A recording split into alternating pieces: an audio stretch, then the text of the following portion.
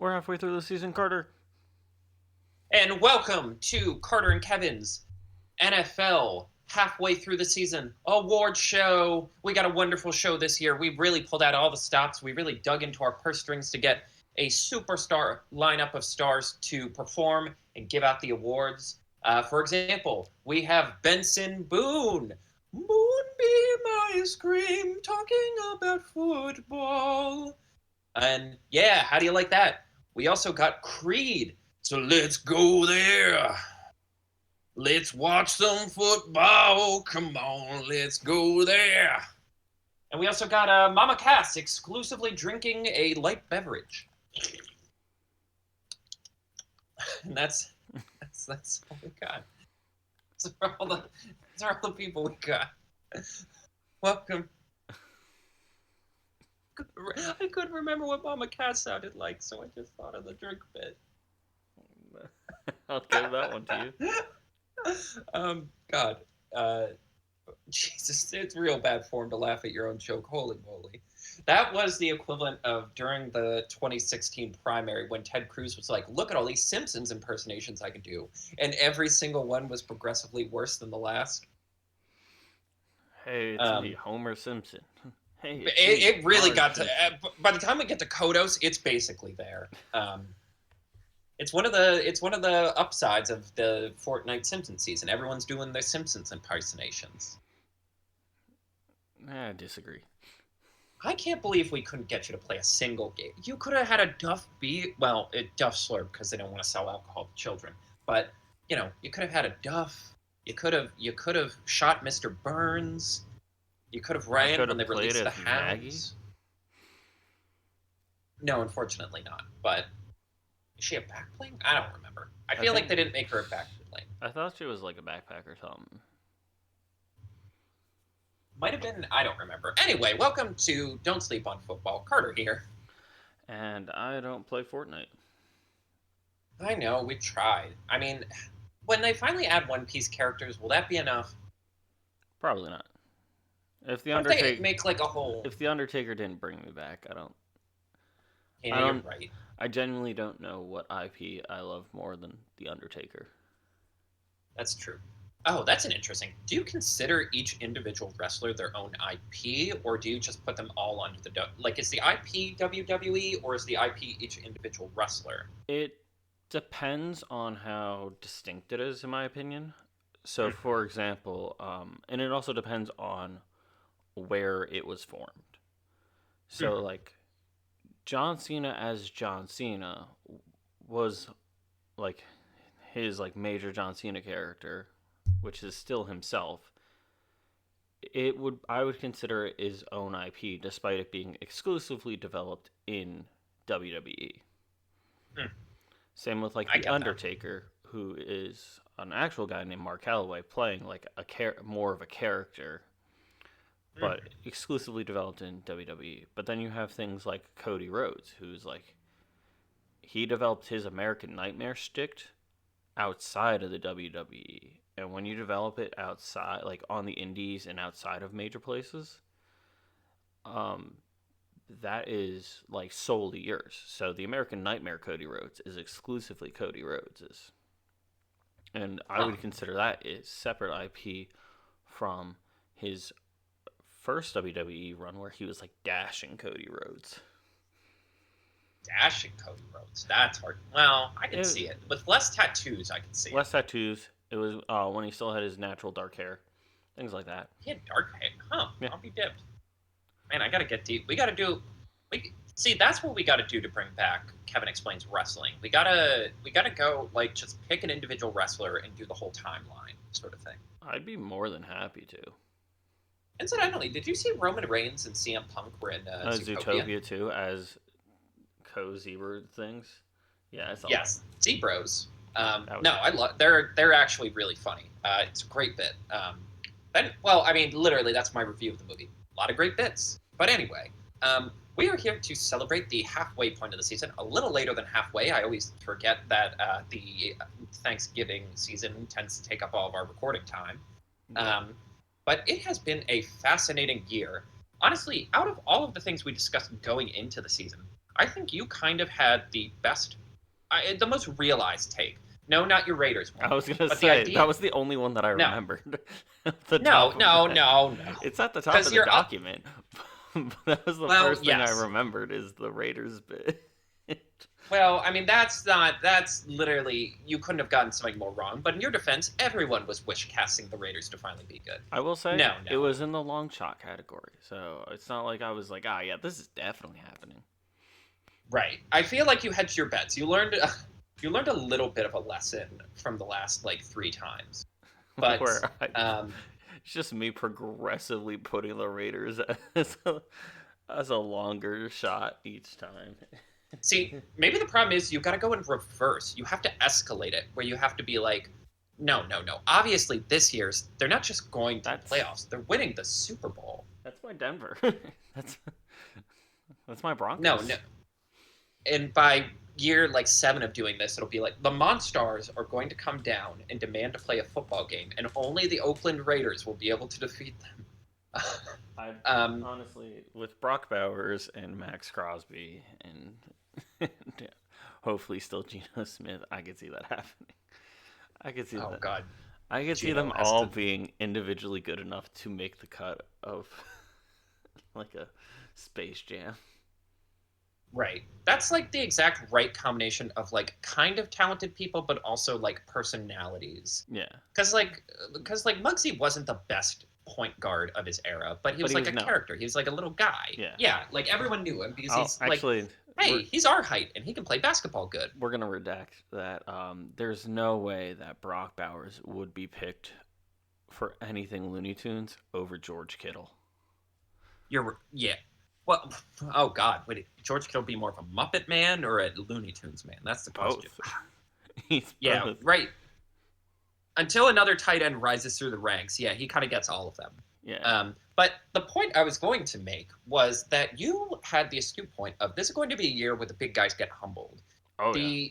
In case in point, at this point, the Kansas City Chiefs are out of the playoffs. The Ravens are only in Are by they the merits confirmed of. out or are they? Well, they're not guaranteed out, but at their They're current in the record, hunt. yes, they are pretty low too because they've lost a lot of tiebreakers between the Jaguars, the Bills. A couple teams in front of them have tiebreakers on them. A lot of their losses came in the AFC. The Ravens. If the Ravens are going to do it, it's going to have to be because their division is very weak. They're not really going to be able to rely on the wild card seeding because their record is also very low. And the Bills, despite having the best record of the bunch, has had a lot of misfortune, both through injuries and general. Why did you think it was a good idea to have your best wide receiver be a tight end who plays like 6 out of every 12 games? Yeah. And on the other end, and it's not just exclusively to the AFC big quarterbacks, it's also, I would argue, a lot of struggles among the NFC elites. Obviously the Rams are still pretty high up. The 49ers have kept it together, but have been holding it together with duct tape and the hopes and dreams of a Prayers, nation. Yeah. The Eagles, the vibes are just absolutely They putrid. are so gross. Yeah, I don't understand it at all. And the Lions, despite having a decent record, are also kind of on the outside looking in. This really is a year. Someone summed it up really well in a podcast I was listening to the other day. It's like, it feels like we're in the midst of an era shift, but like what the new era is going to be hasn't been defined yet. Yeah. So everything just kind of feels weird. And this will be one of those years where you're like, oh yeah, remember they won a Super Bowl in the middle of all these dynasties? Oh, yeah. That's weird. Like, I'm trying to think of a good example. Like Cam Newton Panthers or like Joe Flacco Ravens. Right. Where it's When just they like like, squeaked, it's just like, they're like, this oh yeah, they happened. made a Super Bowl. But Right. and kind Yeah. of a prime example of what you just said. Last year's Commanders to this year's Commanders, the hospital of hospital teams. Yes, So it's like, truly an awful, awful run of It- luck for them. you can't even call it like a Jaden Daniels 1 year like sophomore slump or like, oh, last year was just like kind of a skew in their years. There's so little like, I want to say correct data about them that I can't tell you if this is like, if all the starters and everyone was playing full capacity, because dude's having his legs and arms and head, shoulders, knees, and toes bent in all crazy directions. they Right. got like half a team at any point. Right. That is a good one. Yeah.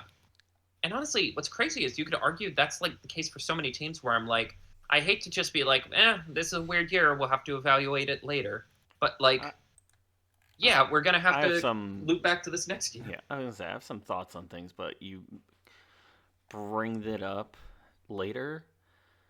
Because I got a kind of a point to make about one of these teams of like the potential versus what Actualization. has happened to your team. Interesting. So how we're going to do this is we are doing uh well, you had a note we discuss ownership of a team. I'm curious what you wanted to do at that point. I think that's a note from last year that I just copy and pasted like the outline and I never undid. I mean, honestly, there are a couple teams I want to talk about ownership about as we go on and sort of how they got into the messes or not messes there are. But Yeah, how we're going to do this is we're going to go through each division to prevent homerism and also like kind of cut down so this isn't like a 3 hour episode. Kevin will be covering all of the AFC. I will well, be my covering the NFC. my notes are on the AFC. Your notes are on the NFC. Yes. Sort of one of us takes the lead as the other just chimes in with a handful of thoughts Yeah, um, of the high, low, and sleeper variety. Um, and then we will quickly go through our awards, both the traditional ones and a couple silly ones we've included. yeah. Shall we kick it off with the AC East? We shall. So my high point for the AFC East, I feel like it's pretty clear cut. High point is New England and Buffalo both being very solid, and Carter might put up a fight about his opinions on Buffalo for the last few weeks and I'll stuff. behave myself. But I feel like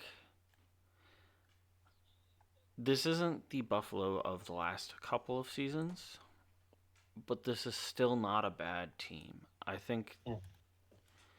I think they're kind of getting screwed over a little bit by these like pop-up games of just like what is happening, but they still beat like crazy juggernauts such as the Chiefs. They won. They beat the Buccaneers, which was a lot scarier of a team than most of the ones they played. They absolutely stomped the Panthers, who have been sneaky good. But then they had like losses to like the Patriots, which in first week of October, it's like they lost to the who as their first loss. Right. You go to the like down the season, and it's like, oh no, these guys like have a pretty easy schedule, and they are going to be the top team and a top tier Tom Grossi bit for his NFL scriptwriter series. He's got this Palpatine vibe going for them. God. The low points of the AFC East, Miami and the Jets being absolute dog shit. Now, since I made this note, the Dolphins have won since then in general, but I still think they are just absolutely trash. I think Yes. It is. they are less like the. All right, let's break the fourth wall and not pretend we're actually recording this at the halfway point. Correct. It's The easier. two most recent teams they beat were the Commanders in overtime and the Saints. That means absolutely nothing, in my opinion. Right. Well, to your point about like the schedule for the AFC East being a little soft in terms of like the divisions they're matched up against, it's like I really hope Miami you beat these. Like, this team has talent. I really hope you can Yeah. beat some of these teams. It's That's the difference between Mike getting fired or not, frankly. yeah. It's like, all right, they got a win over the Falcons earlier in the season. That's kind of an accomplishment, and they held their own to some of the other like scarier teams. And they do have a win over the Bills, but that was a Yes. very big fluke game for Buffalo, in my opinion. That was nothing was firing on any cylinders. Right. But like, I still wouldn't classify the Dolphins as good. Let's see. In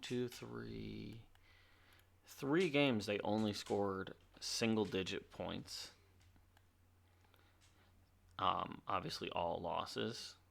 And then it's like 27, 21, 27. Like, what is their highest score? Their highest score is 34 points, which I would not consider.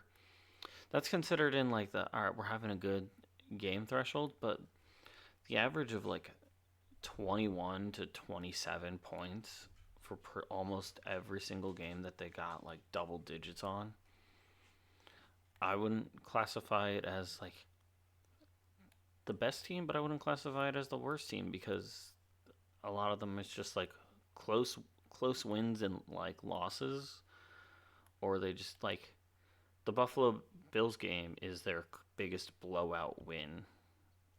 But every other win they have is... Actually, that's a lie. Falcons was a bigger blowout win, barely. Right, but they're just the way they are. Yeah, but it's like, all right, we also got blown out by the Browns. We got blown out by the Ravens, who weren't exactly the world's best teams. We held our own against... Oh, well, that's last year.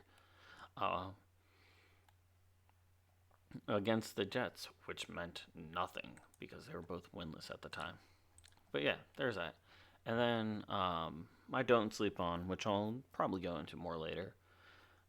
Drake May is an MVP candidate. Yes. To sort of playoff. Yeah. Yeah, the kid is... I don't have his stat line up, but for having the team he has, the kid's doing pretty damn good. Yes. Currently, he's completing 71% of his passes. He's already broken a couple of Tom Brady's records, particularly one minimum of 25 pass attempts, which tends to be the standard that NFL records keep basically to consider a quality start. He broke Tom Brady's completion percentage for a single game. He already has 3,400 yards. He's averaging 8 yards a throw. And I think for the Patriots, and why they feel like they're a little... why I have more faith in them than the rest of the division is because, like, there is a level of competency, which is especially extraordinary considering the kind of clusterfuck they were last year.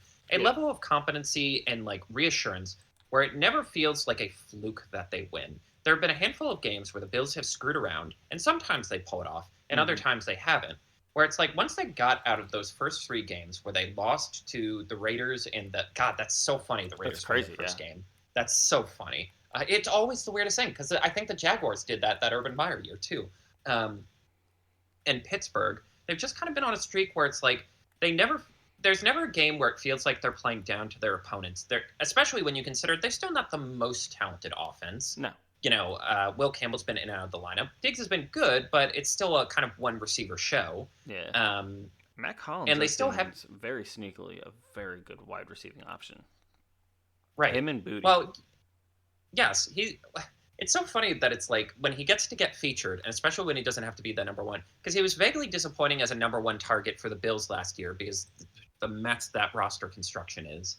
But as a number 2, he's even better. Yeah, they have a lot of guys who are sneaky good, but not necessarily like high-end quality, like all-pro guys.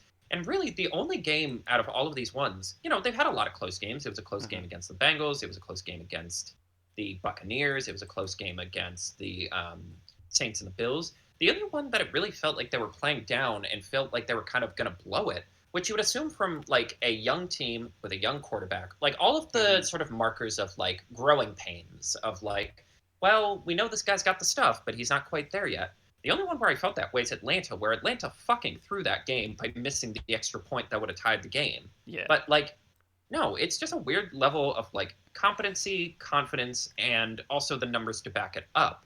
And it really is just like the tier of, the AFC East was gifted by getting to play a messy AFC North and a messy NFC South this year.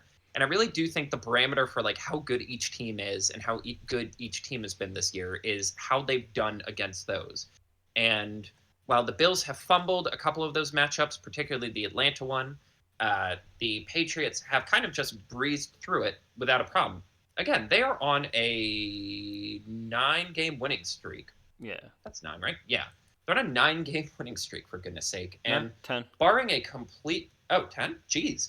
And barring a complete flub against the Jets or... Like, the only way they lose the division right now is they'd have to lose to the Bills, but also lose either the Jets or Dolphins game they have left. It's as close to being in the bag as you could assume, barring some kind of, like, dark magic. Yeah. And I do think that is kind of the story of this season for the AFC East.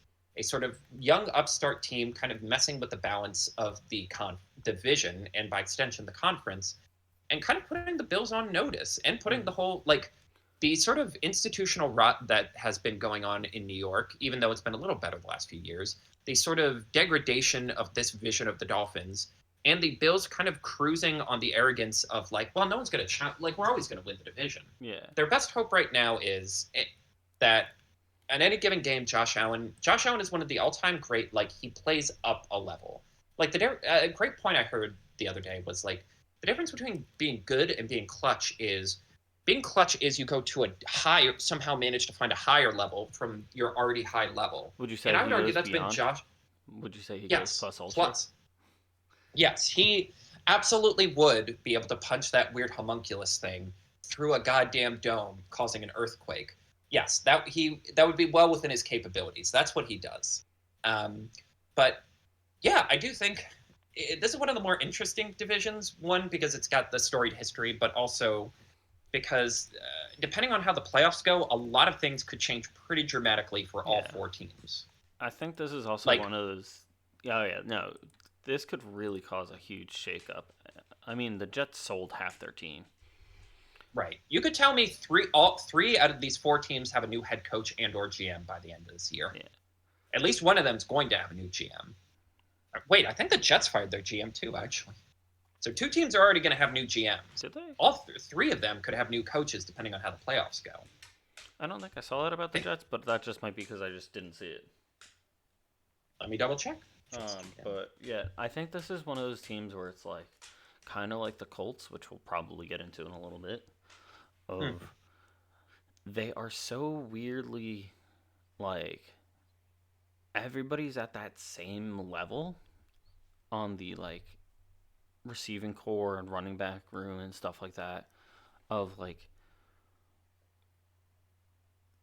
questionably average, I would say is the term I'm going to use. That there isn't like a clear, like Stephon Diggs is probably like the clearest receiver, but the way he's been playing, it's like kind of questionable, up in the air. But like Booty, Douglas, Hollins, even Hunter Henry, they're all at this like same level where it's just like you can't really dedicate who you want your star corner to cover, or like your star safety, whatever. It's right. It's like, oh yeah, no, it's like it's got people guessing. And then honestly, I like Campbell as a lineman. I thought he's been very good. Yes. But then they also like pick up like Derek Barnett, who's been killing it on the defensive side for them. That it's like I think strength of schedule is 100% in their favor for being this good, but I do not see them being lower than like second in their division if they had a harder schedule. Right. Like, I do think the strength of schedule thing, and like we do need to, it is kind of crazy that the Bills have to play the Eagles, the Chiefs, the Texans all by themselves. But I do think that is a bit of a cope from Bills fans, because at the end of the day, it's like, okay, but this team won like 3 games last year. You wouldn't think they would win all these games. Like, even with a better coach and a more quarterback development, they shouldn't win these games. No. Yeah, you would definitely not think that, but I think their like biggest proving case was their game against the Buccaneers, because that is like another legitimately good team. And that was a team who was giving them every legitimate opponents. Exactly. Right. That was a game where like everyone would have understood if this was like a supposed to lose game. A team with a little more experience than you and just a pinch more talent beats you. No one would have taken that as like a moral failing or like this whole season's made up. Forget it. Yeah. But instead, not only do they have an incredible goal line, not only do they have incredible like red zone stand to keep the Bucs from taking the lead, they immediately just do 2 straight uppercuts, like 70-yard touchdown runs, to thoroughly seal the game. And it really is again, in a lot of ways, this team is kind of the new version of the Commanders in terms of like, if you can get enough people, if you can get just 1 or 2 exciting young talents on either side of the ball and combine that with just getting as many locker room, like culture, like B- talent guys as you can, like you can make a functioning team. Like this is like the ideal scenario of like no superstars, but a lot of good players sort of roster.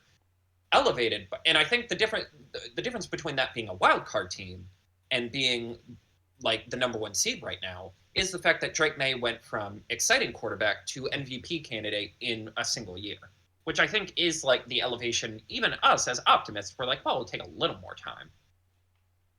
Yeah. Shall we head on to the AFC North? I thought we were going to the right. NFC Oh, god damn it. I forgot my own pitch. My bad, everybody. But yes, so the NFC West. So there's a lot I actually kind of like about this division. I could, even with the Commanders being kind of a mess, I could make a sellable argument for all 3 teams being exciting for the foreseeable future. But I want to kick off with the high. I kind of wish the Dallas Cowboys defense was just like 5% better because they're kind of fun. I know you don't like to hear it. I know like the division's gotten a little stressful in the 11th hour. But I really, really love how they put this offense together.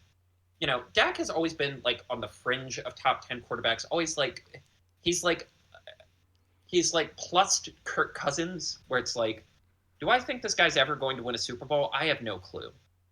Is he going to win more than 1 playoff game? Well, that's an even bigger mystery. But for the regular season, there are a few guys I trust more than him. But you combine that with the fact that, 1, CeeDee Lamb has continued to produce, even though he's missed a huge chunk of the year. And the George Pickens trade, this was kind of a year of like big, crazy, like swing for the fences trades. And I would argue the only one that 100%, no doubt, was absolutely, where a team traded for a player and got like money on the dollar, like their investment paid out like a slot machine, was to George Pickens, who kind of has just been maybe the best receiver in the NFL this year, or certainly top 5. He's like a perfect fit for this offense. He's a perfect, like, he's exactly what they needed as like an explosive wild card outside of CeeDee Lamb's more like technical proficiency to sort of expand the offense, to give the offense a level of verticality it had been missing the last 2 years. And also, let's not underrate, Javonte Williams kind of looked like he looked like his career was going to wash out in Denver after the ACL tear. It looked like he was just done. And he's been averaging 5 yards a carry. He's been one of the best running backs in the league. And he's just led, again, it is kind of like a top-down, uber-competent offense. And, like, again, if at the end of the day, the Cowboys have kind of become my sneaky playoff team because I'm like, all right, what can they do? Well, they can run the ball. That's always important. They have an explosive passing offense, which is always like, always the sort of secret weapon. And the vision of like, well, if we get rid of Micah Parsons, maybe we can have a better run defense. It's not been perfect, but it's been better. And like, I'm not going to give Jerry Jones credit for trading Micah Parsons because that was still really stupid. You probably could have improved the run defense. You could have improved the run defense if you didn't dick around signing CeeDee Lamb, Dak Prescott, and assuming you did sign Micah Parsons, if you didn't wait till the 11th hour to sign all 3 of them. But like, the vision of the team is kind of there, which is funny because of the 2 teams in Dallas who made a catastrophic trade of a superstar to their direct competition, like, at least this one, the vision of like why you would do that is kind of there. My low, the New York Giants, the "it's so over, we're so back" team. This team has been a fucking roller coaster this entire year because it starts out like, I'm kind of saying they're a sleeper team because they can get to they can get to the quarterback. They have a lot of investments on defense. Abdul Carter looked like a freak of nature in the playoffs. Never mind that he just got caught watching pornography he did. What the fuck? Like, look, I'm a bit of a cad. I'm not gonna stand here and act like fucking Reverend what's his name, like sinners at the hands of an angry God. Yeah, exactly. I'm not going to be a Reverend Lovejoy. I'm not going to be like a John Brown screaming about salvation. But I've been a bit of a hound sometimes. But the fuck would compel you to do that? I think he just accidentally left it up and didn't realize it. I'm going to go with that as the I option. really hope so. Otherwise, he actually again. I think all of the anti-Gooner stuff is weird, puritanicalism in the face of fascism. But no, that is a problem. You, sir, have a problem. All right. But So remember how I said? anyway, Remember how I said I was yes. like, oh yeah, there's this team that if they weren't falling apart and stuff, it was like I'll bring it up later. Said it about 15 minutes ago. Yes. It's the Giants. Right. Because it's the Russell Wilson experiment is a complete disaster outside of that one game. They bench him. Jackson Dart and Cam Skadaboo become the darlings of the NFL. A weirdly fun offense that's gutsy and tough and, puts it out. This is also in a post Neighbors world, pretty much, too. Yes. Which, that's what I mean. It's the highs and lows of this, of I think, it starts out awful. We get a little high. Neighbors gets hurt. We win it against the Eagles. We go high again. We lose Cam Skadaboo. Jackson Dart gets a concussion. Dable gets fired. It truly has been the most roller coastery team of every now and then you see a little light at the end of the tunnel, and then it turns out a train and you get flattened like Wile E. Coyote chasing that fucking Roadrunner. Looking at their Patriots game where Dart got just absolutely sent flying. Actually perpendicular or parallel to the earth. But I think I might go back on what I said earlier this season about them, where I was talking about when would be a good point to implement Dart, and I was just putting him behind Wilson, give him a while. It's going to be a weird point to try and find a stretch where if you want him to get first team reps in, but I feel like he could have done good there. I think with the amount of talent that this kid has shown, I'm going to go back on that. I think they should have started him from week 1. I think if you gave him the full squad of starters, maybe worked a hint harder on offensive line in the off season, preseason and stuff. I think that could have been a game changer for this season. I think next season they're going to have a very early pick. If they do not pick the best wide receiver or offensive lineman, they're dumb. Right. It is interesting to see them in a position where they're going to finally be drafting high and not have the prospect of quarterback looming over their head. Because that really is a cheat code. Yeah, because they can trade it for picks. They can do a lot with it. I think Dart has proved himself to be good enough, especially because of their division and so their schedule. He's been holding his own against some scary teams. And there was also a very delightful game played by Jameis Winston. Right. He caught a touchdown where and stuff. And it was the full spectrum of the Jameis Winston. That actually might have been. We have a Play of the Year award, and it's it's completely inconsequential because they lost the game, and it's Jameis Winston. But at the end of the day, it doesn't really matter. It's still but objectively from this was a fun play to see with my own eyeballs. I kind of have to give it to that. But yeah, you're kind of right. Here's my comp. Well, go ahead. I was gonna say, all right, let me pitch you some games real quick, and just reminder, I'm 90% sure or 99% sure none of these have Neighbors. They lost by 1 point to the Broncos.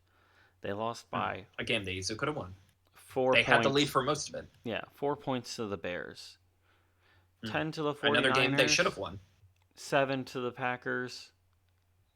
7 to the Lions. They got raffle stomped by the Patriots. That one's kind of out of contention.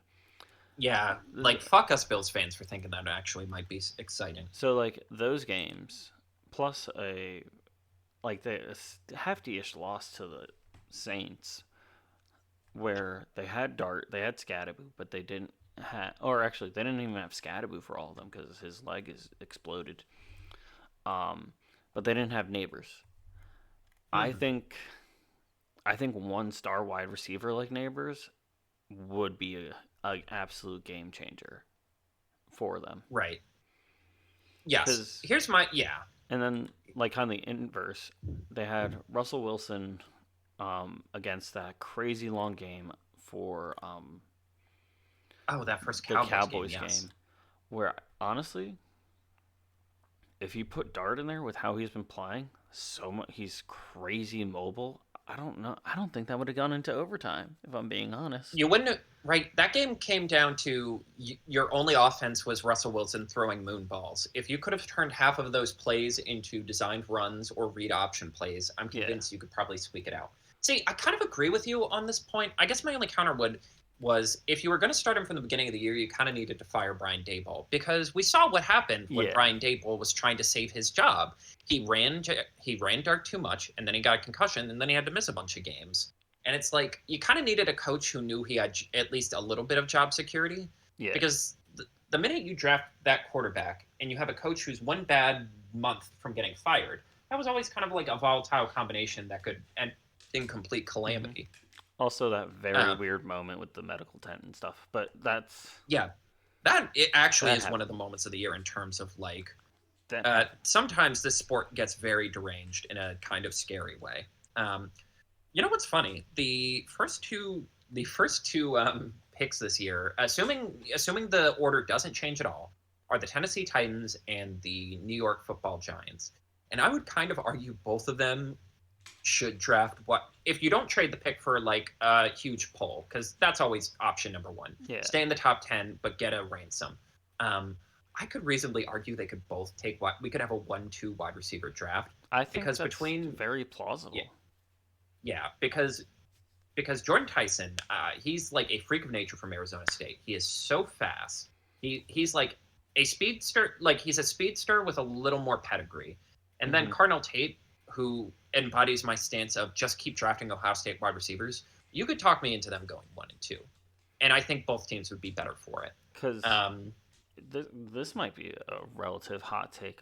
I don't think, as of right now, any team needs to draft a round 1 quarterback unless if somebody retires, like Geno. I think he was the only one in my head that would like. Yeah, I'm gonna be honest. Like, well, the JJ need or feel the need to is the question, because the Raiders have too many needs. They shouldn't. Yeah, the Saints kind of shouldn't. They drafted Tyler Show in the second round. Yeah, they should probably Show just get it out. Plus Rattler, I think that's solid enough that like if you give them offensive linemen, you can kind of make something out of that, where you don't have to worry about drafting from this upcoming class, because it's not the world's best class either. Right. I don't like. People are really hyping up a couple of these guys, like Ty Simpson from from Alabama, and what's his name, Fernando Mendoza from Indiana. People have been really gassing them up, and I just don't see it. And like I've been burned on that in the past, but like I'd honestly kind of rather wait another year and see if the Manning kid figures it out or not. Yeah, but then it's like, well, if he doesn't, we just punt to the next year. Yeah, but like I mean, you got the like situation in Pittsburgh with Rodgers, but they don't really like. They should get rid of him. He should retire because he's clearly old manning it, but he's not like the worst option out there. But I don't think he's worth getting replaced with like a first round pick in how small this class is. Anyway, don't sleep on Take. Oh, yes. Do vibes matter when you win? This is a little dated right now, but Philadelphia Eagles retrospective. Yes, vibes matter if you win. Yes. Turns out it did, because at some point you'll lose a couple games in a row, and then everyone will be mad at each other. The Eagles truly are... God bless this fucking team, because it really is like the ultimate balance between like having too much talent to be acting like this, but still being 8-4 and only one. Well, I guess technically 2, because you lose the tiebreaker to Chicago. Yeah. 2 games out of the number 1 seed. I almost don't even know how to describe this team, because the obvious like. it's a good team. Is it just my Chrome that's crashing? Carter? No, I'm still here. Okay. I just wanted to make sure Chrome was acting up for a second, and I was just like, "Oh God, how much am I crashing?" Um, it's. I think this is a team where the talent is obviously there, but there is an amount of nonsense in the like play calling department that just it doesn't make sense. Like Well, I've been able to tell you for like since pretty much like the Buccaneers game, which was week 4 of like all right, it's it's like first down, like first 2 downs, we're going to try and run it with Saquon. But if he gets stopped both times, maybe if we try a third time. Saquon, everyone's ready for him this year. It's a fact. right.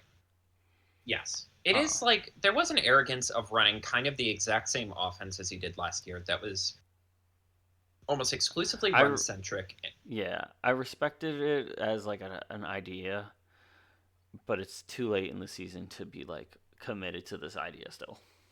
Right, you're as a team you're averaging 4 yards a carry, and Saquon is under 4.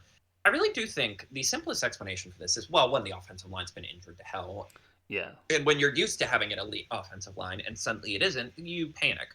But the big idea last year is after a rough start to the season, Jalen Hurts got it under the impression that as long as he doesn't turn the ball over, they're going to win games. And if you look at raw statistics, that's worked out. He's thrown 19 touchdowns and only 2 interceptions on top of the 8. God, he really does get a lot of rushing. It is so funny looking at Josh Allen's new rushing touchdown records and being like, okay, but Hurts is probably going to break all of them. Like, yeah. Most likely. Granted, most of them are tush pushes. Yes, which I love. Allen gets strays caught on that, and it's like it's not. There was, I forget what game it was, but there was one game where one time they tried their tush push with him, and it went terribly. Like dude was almost put back a couple of yards, and then there was a different one where he like turned it into 10. Right, dude's a freak in the good way. Yes. But incidentally, I did, and sorry to side tangent here, but I did do the math. Allen would have to basically average like 9 touchdowns for like 2.5 more years to get over 100 touchdowns for his career. And that would put him ahead of Eric Dickerson, Franco Harris, Jerome Bettis, Barry Sanders, and would put him in the top 10 with Marshall Faulk, Sean Alexander, John Riggins, Jim Brown, Walter Payton, Derrick Henry, Adrian Peterson, Marcus Allen, LaDainian Tomlinson, who I didn't realize made it to number 2, and then Emmitt Smith, who got to 164. But granted, he also played for 14. Like, he played a lot longer than some of these guys. He played a long time. Yeah, his longevity was insane. But yes, the point is, well, Josh. What you're saying is, I want to say what you're saying is Josh Allen's a Hall of Famer. Yes, just off rushing touchdowns alone, he would be a Hall of Famer.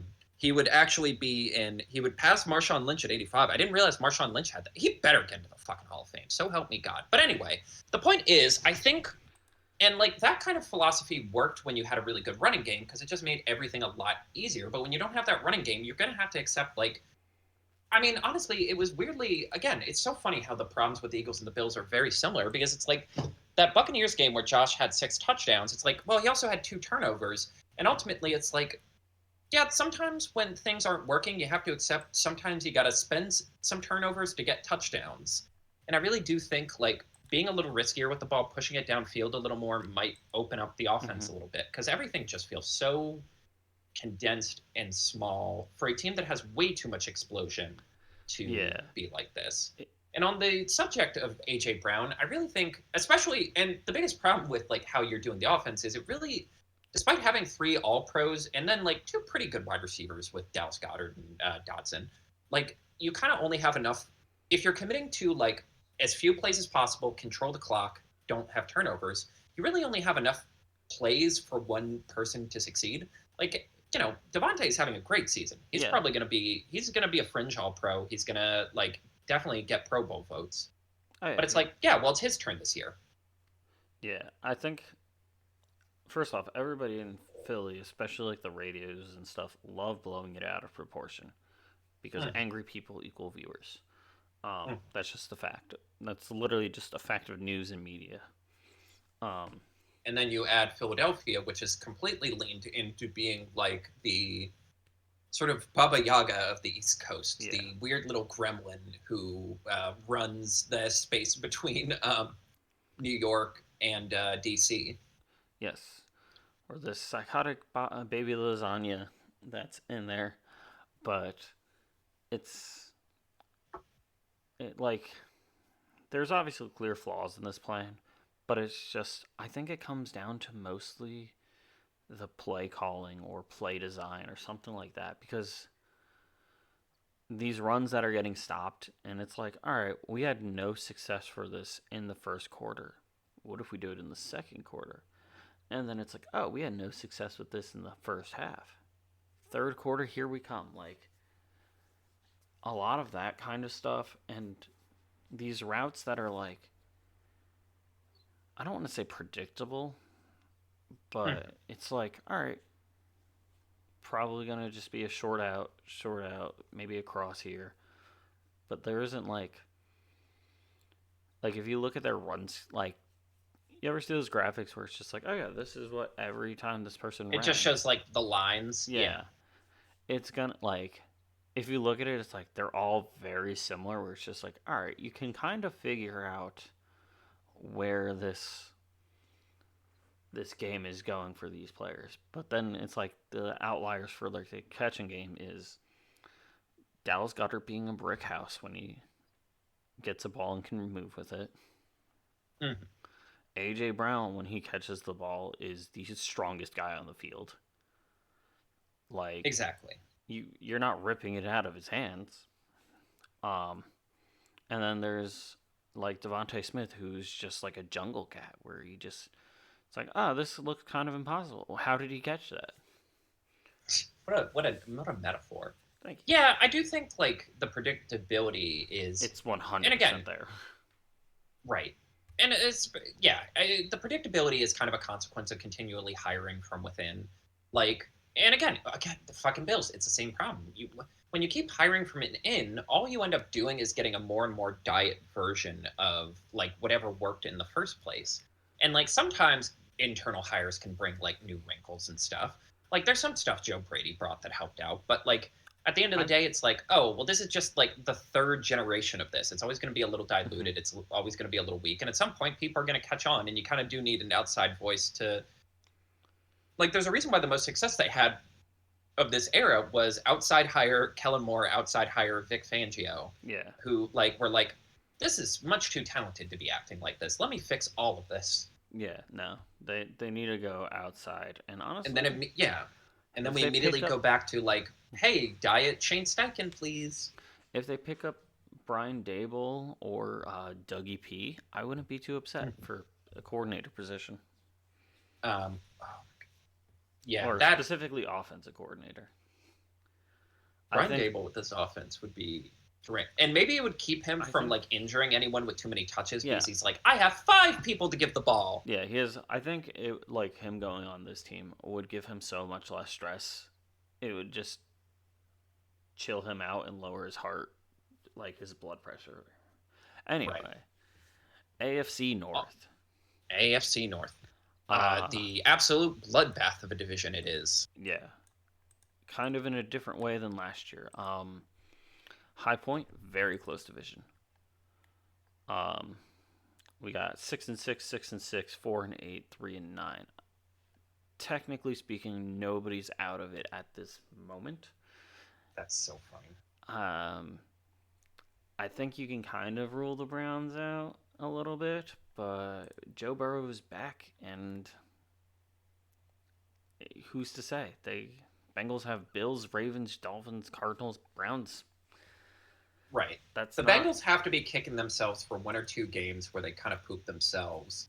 Like that Lions game they could have won, that Packers game they could have excuse me, that Jets game that they and Bears games they completely threw. Because even one of those, I'm like, why can't they win the division?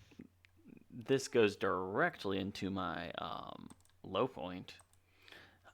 Cincinnati's defense is the lowest thing in this division. Yes. They let up, let's see, they let up 37 points and they lost. They let up 48 points and they lost. They let up 39 to their 38 and lost. 47-42. An important lesson that can always be learned in sports is you tell yourself it can't possibly get any worse than this. Certainly this is rock bottom, and through sheer odds and ends, through sheer reverse regression, it'll get better. No, it can always get worse, champ. Don't worry. Yeah, the Bengals offense has been the only thing keeping them alive because it's like, I think I said it in a previous week or something like that.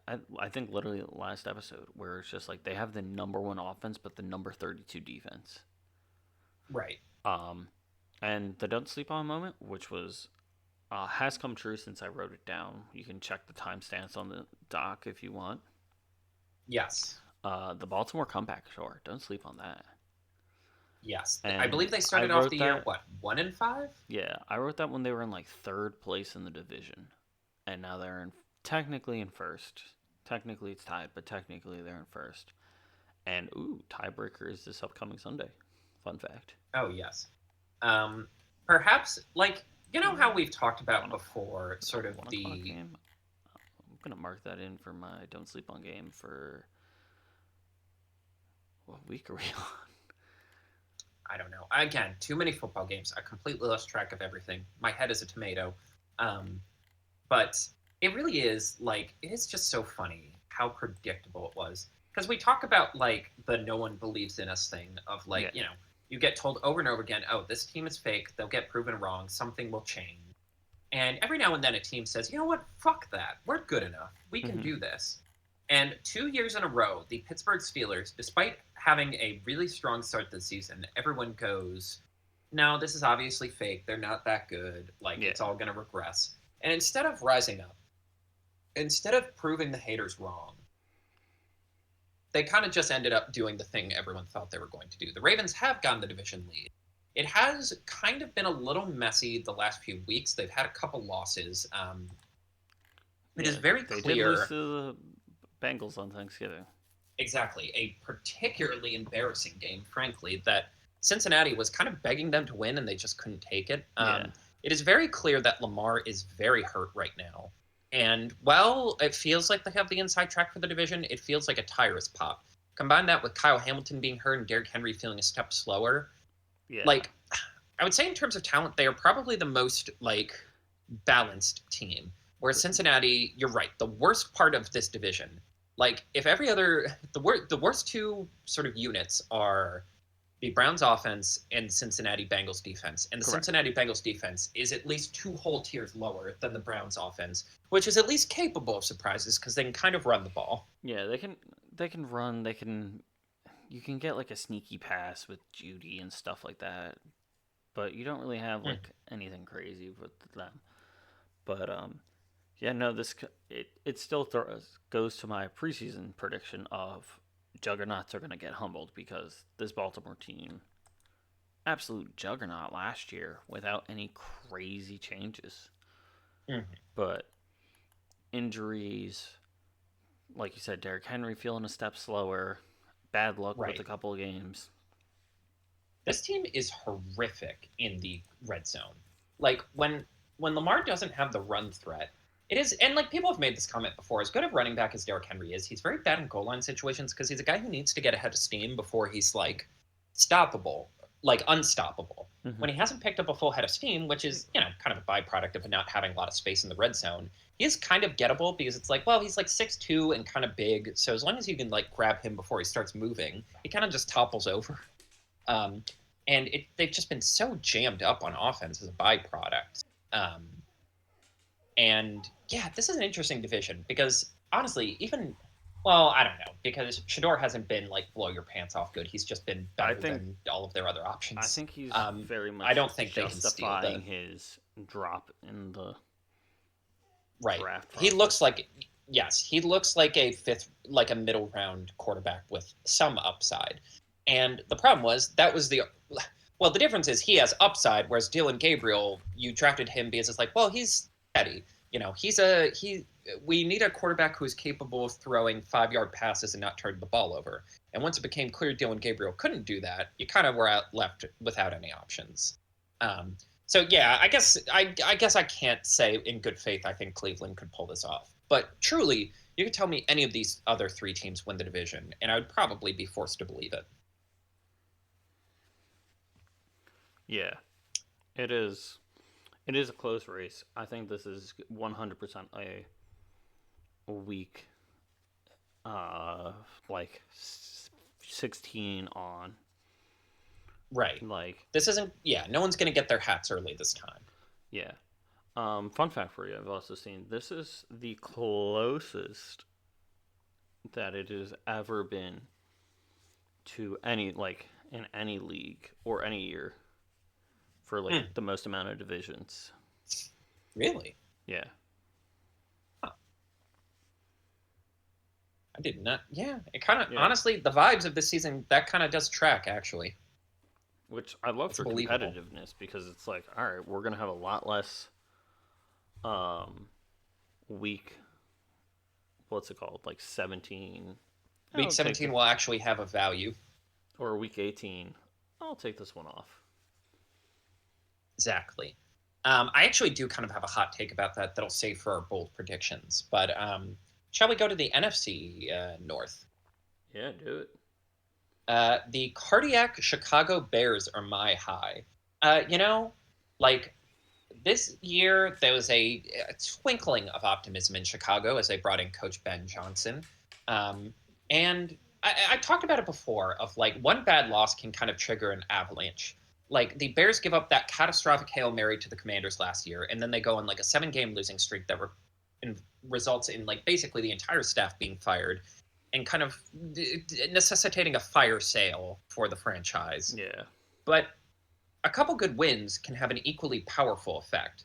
That game against the Bengals that we talked about, where Loveland sort of ricochets off a defender and gets into the end zone for the game-winning touchdown, crazy. It's triggered a 5-game winning streak. They are now the number 1 seed in the conference. They have the bye going in. Who knows if they'll be able to keep that?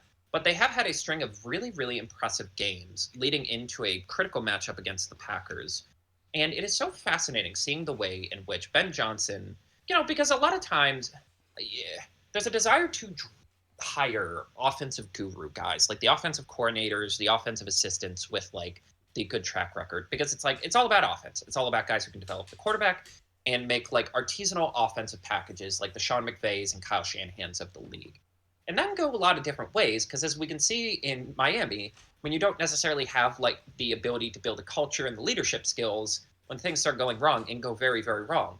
And all I need to do is see Ben Johnson rip his shirt off and start trying to shove his players. All right, I know that was a win against the Eagles when he did that. He did that against that. But part of me was secretly hoping he was going to do the Ted Lasso dance. Right. Yes, he might actually be a crazy person. I respect the shirt rip off and stuff. But if he finished that off with the Ben John or the Ted Lasso dance, I would have been yes. All right, I'm gonna let this one slide. No problem. No heartbreak for me on this one. But you're that's why I believe in this team, even when people are still skeptical. Because again, it's a night-and-day culture thing of the curse of the Chicago Bears might not be lifted, but it's at least alleviated this year. And it is fascinating to see how the offense has evolved. What do we think of when we think of the Lions of the past few years? Big explosives, lots of playmakers, high efficient passing offense, being able to hit all 3 regions of the field, high completion percentage. And what's funny is all of their efficiency on offense comes from the running game, where they've been averaging 5 yards a carry. DeAndre Swift has looked the best he's kind of ever looked, frankly. Yeah, the guy is doing good. Yes, you watch, and it's all technique from the offensive line. There's a lot of motion, there's a lot of tricks, there's a lot of complicated block scheme stuff that is completely keeping the defense bamboozled. And they are actually leading the league in yards before contact, which is huge because that's the exact kind of offense you need for like a running back who's good but not like elite. Like you need to give him like a good yard or two to like get moving before anyone has a chance to grab him, and then it just becomes a matter of reading the blocks correctly. Whereas Caleb, it's all been a big, like, weirdly, their passing offense has been not exclusively big game hunting, but that's where all of their real explosives come from. Being like, all right, Caleb, you still got some work to do. You're still not like a high efficiency passer like we need. You're still not necessarily the best game manager. But what you are is you have gotten so much better at avoiding sacks, keeping the play alive, and sort of reading the field to get those sort of like big explosives that you were hoping for when you drafted him because he kind of looks like Patrick. Like, again, if one of the sort of like dream projects of the NFL is to find more Patrick Mahomeses, those guys who can like run around in the backfield and like sling a play open, that Caleb has brought in droves, and it has given the offense just that little spark it needs. Like I'm uber optimistic on this Bears team because if this is like the vision for the team at like 75% completed, I'm like, what could it look like with 100%? I'm trying to think of the best way to say this. I am still like I think this does have an upside. Mm. I'm still a little skeptical because I feel like they haven't truly had a dominant win. Mm-hmm. Where it's just like it's like, all right, like you put on a clinic here and bullied. Actually, you kind of did with the Cowboys, but it's like, yeah, they don't like a lot of one score, small little wins. I think the only one that's outside of the Cowboys game that's technically not a one score win, just glancing over it without doing too much math, is actually their game against the Eagles. Right. And that was 9 points, so it was like just out of the realm of one score. And that's because the Eagles decided to be dumb and not score a field goal and then other things. But that's beside the point. That's not not on the Bears. Right. That was the first game where I was like, this feels like you're completely in control here. It's not coming down to like, like it's not coming down to you guys being like chaos agents. Yeah. I can concede that, where I'm like, I really do want to see one game where they just really put the hurt on someone, which is something we talked about of like, that's what separates the true good teams from the kind of good teams. I think based off of this season for them so far,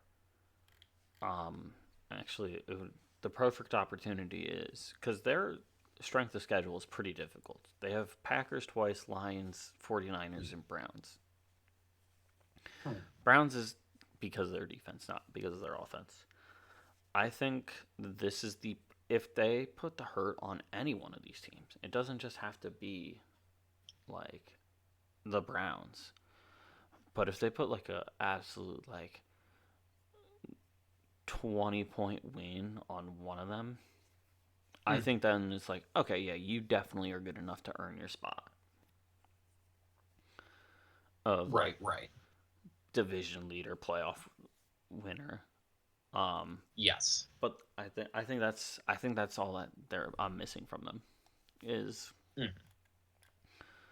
a truly dominant game where it's like, oh yeah, you won this against Dallas's early defense where they were kind of just like figuring out how to live without Micah, and an Eagles game where they lost it themselves. Yes. It's like they've had good wins against other teams, but it's just like they need that like real just gut punching like humiliate the Packers in one of these games, and it's just like, all right, I can. Where an entire quarter feels like a formality. Yeah. Yes. Like player backups. That's how big your win is. Yes. My low light Now that I think about it, trading up to draft a guy who threw 10 passes in a national championship game and then signed the camera like he was Nadal is actually kind of fucked up. Uh, so, yes, if people forgot, J.J. McCarthy did do that. McCarthy did do that in a game where he won the championship, but literally threw 10 passes. Yes, so this year was kind of the main goal for the Minnesota Vikings this year was to see if J.J. McCarthy had it. He missed his rookie year due to an ACL tear, came into this year. Granted, he has missed a little time, but he's not necessarily cloaked himself in glory these past few months.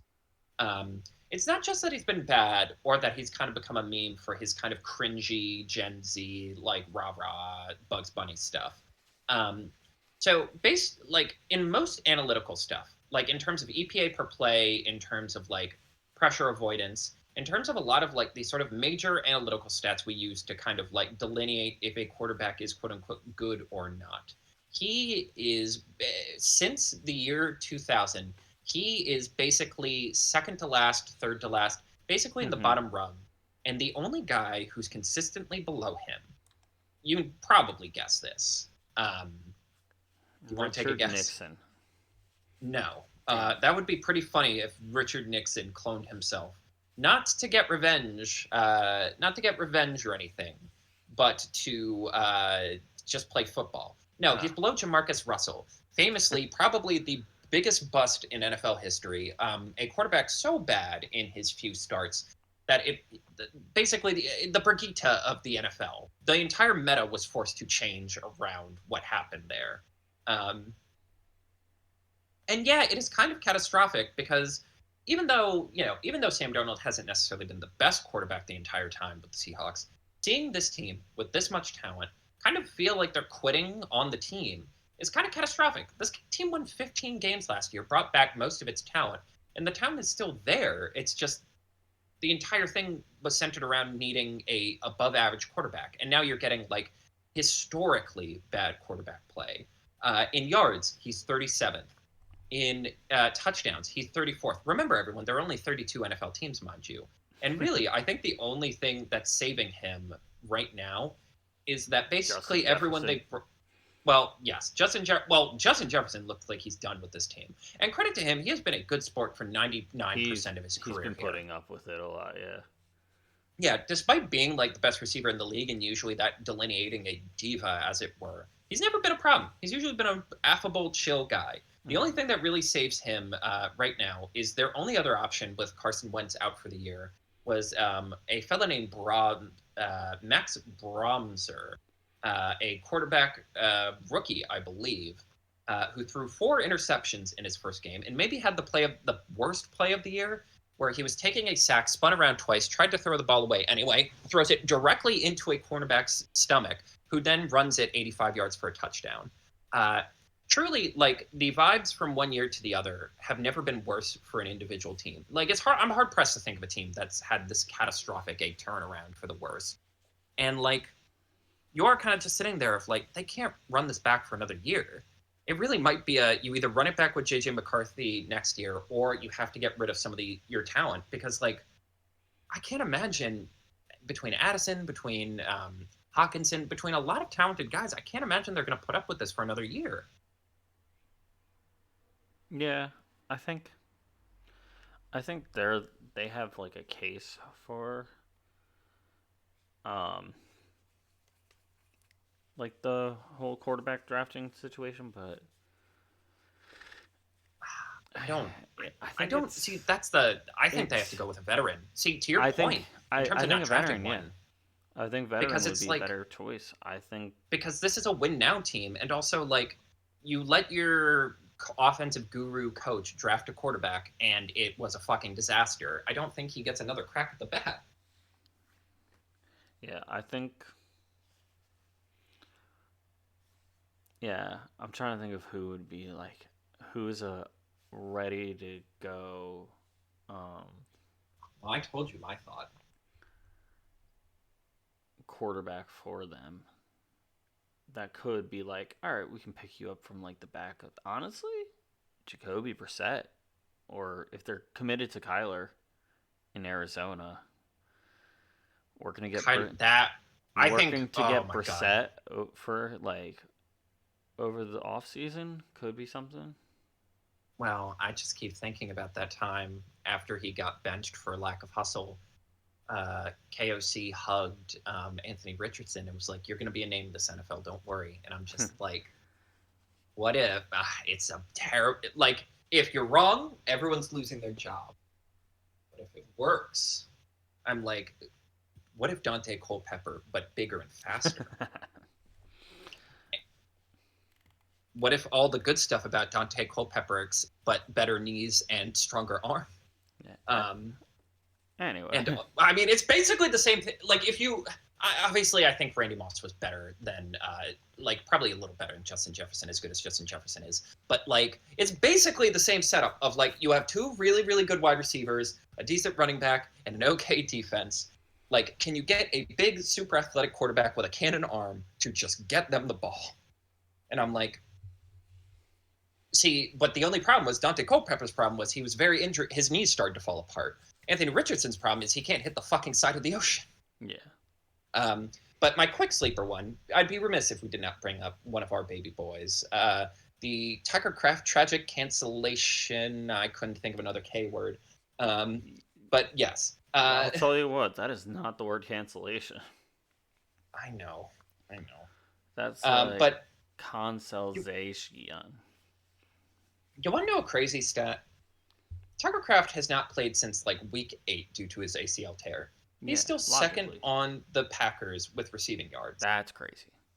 He is still, let me double check. I want to be 100% sure I don't get this wrong. He still leads the team in receiving touchdowns. It really did feel like we were kind of... He was popping off this season, and this is like harsh. This was his breakout. Yes.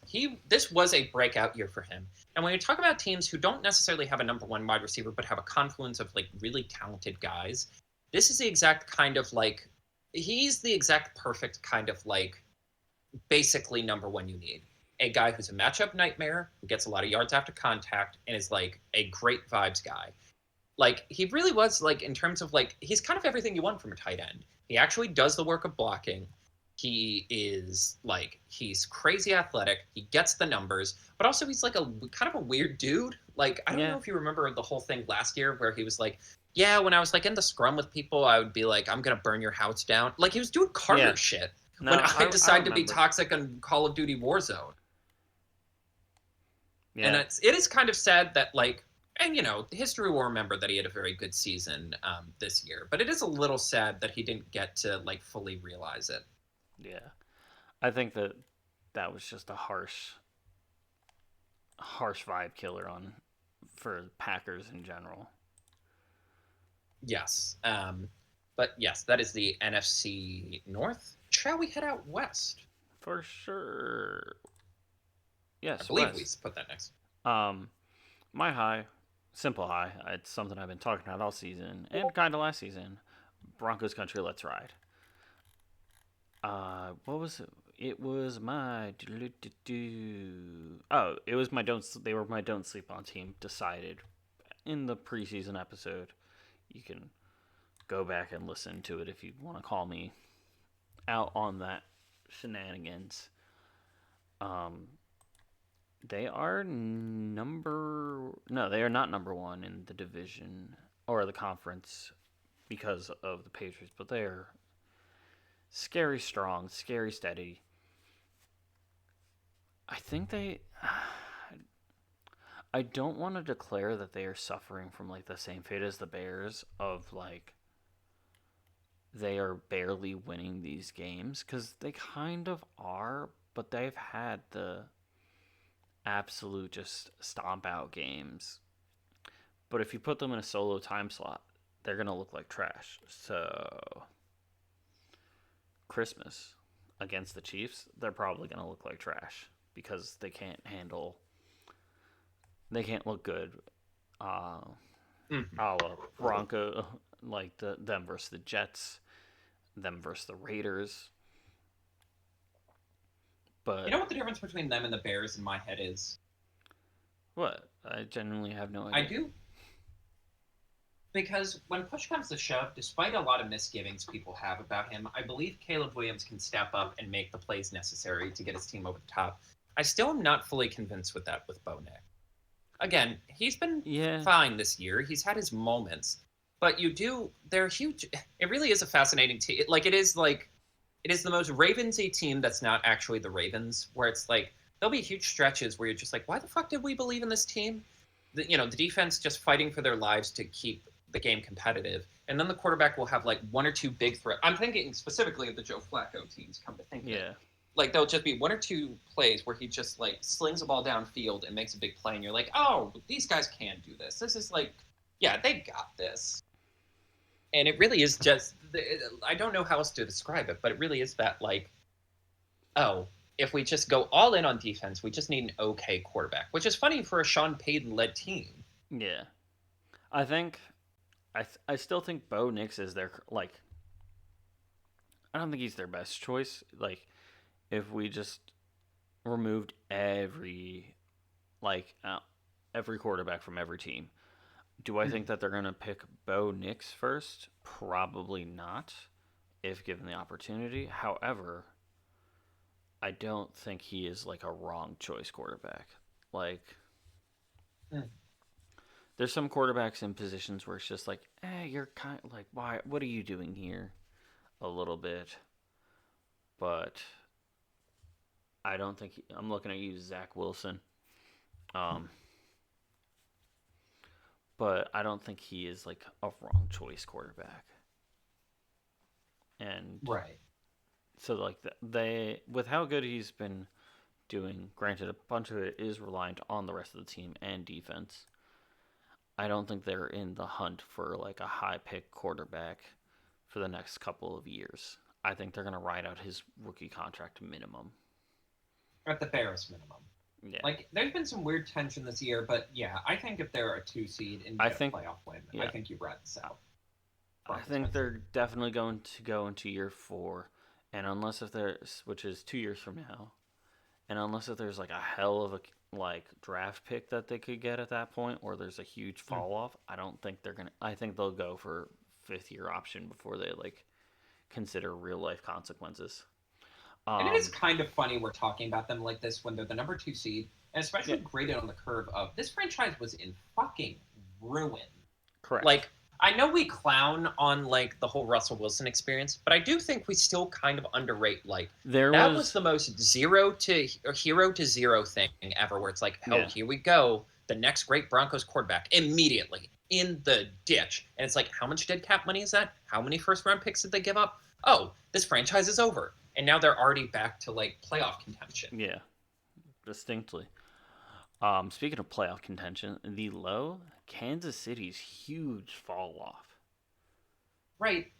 Because as bad as the Raiders are, like the Raiders embarrassing themselves is kind of par in course with the franchise. That checks out this with league. Them for the last few years. The Chiefs, though,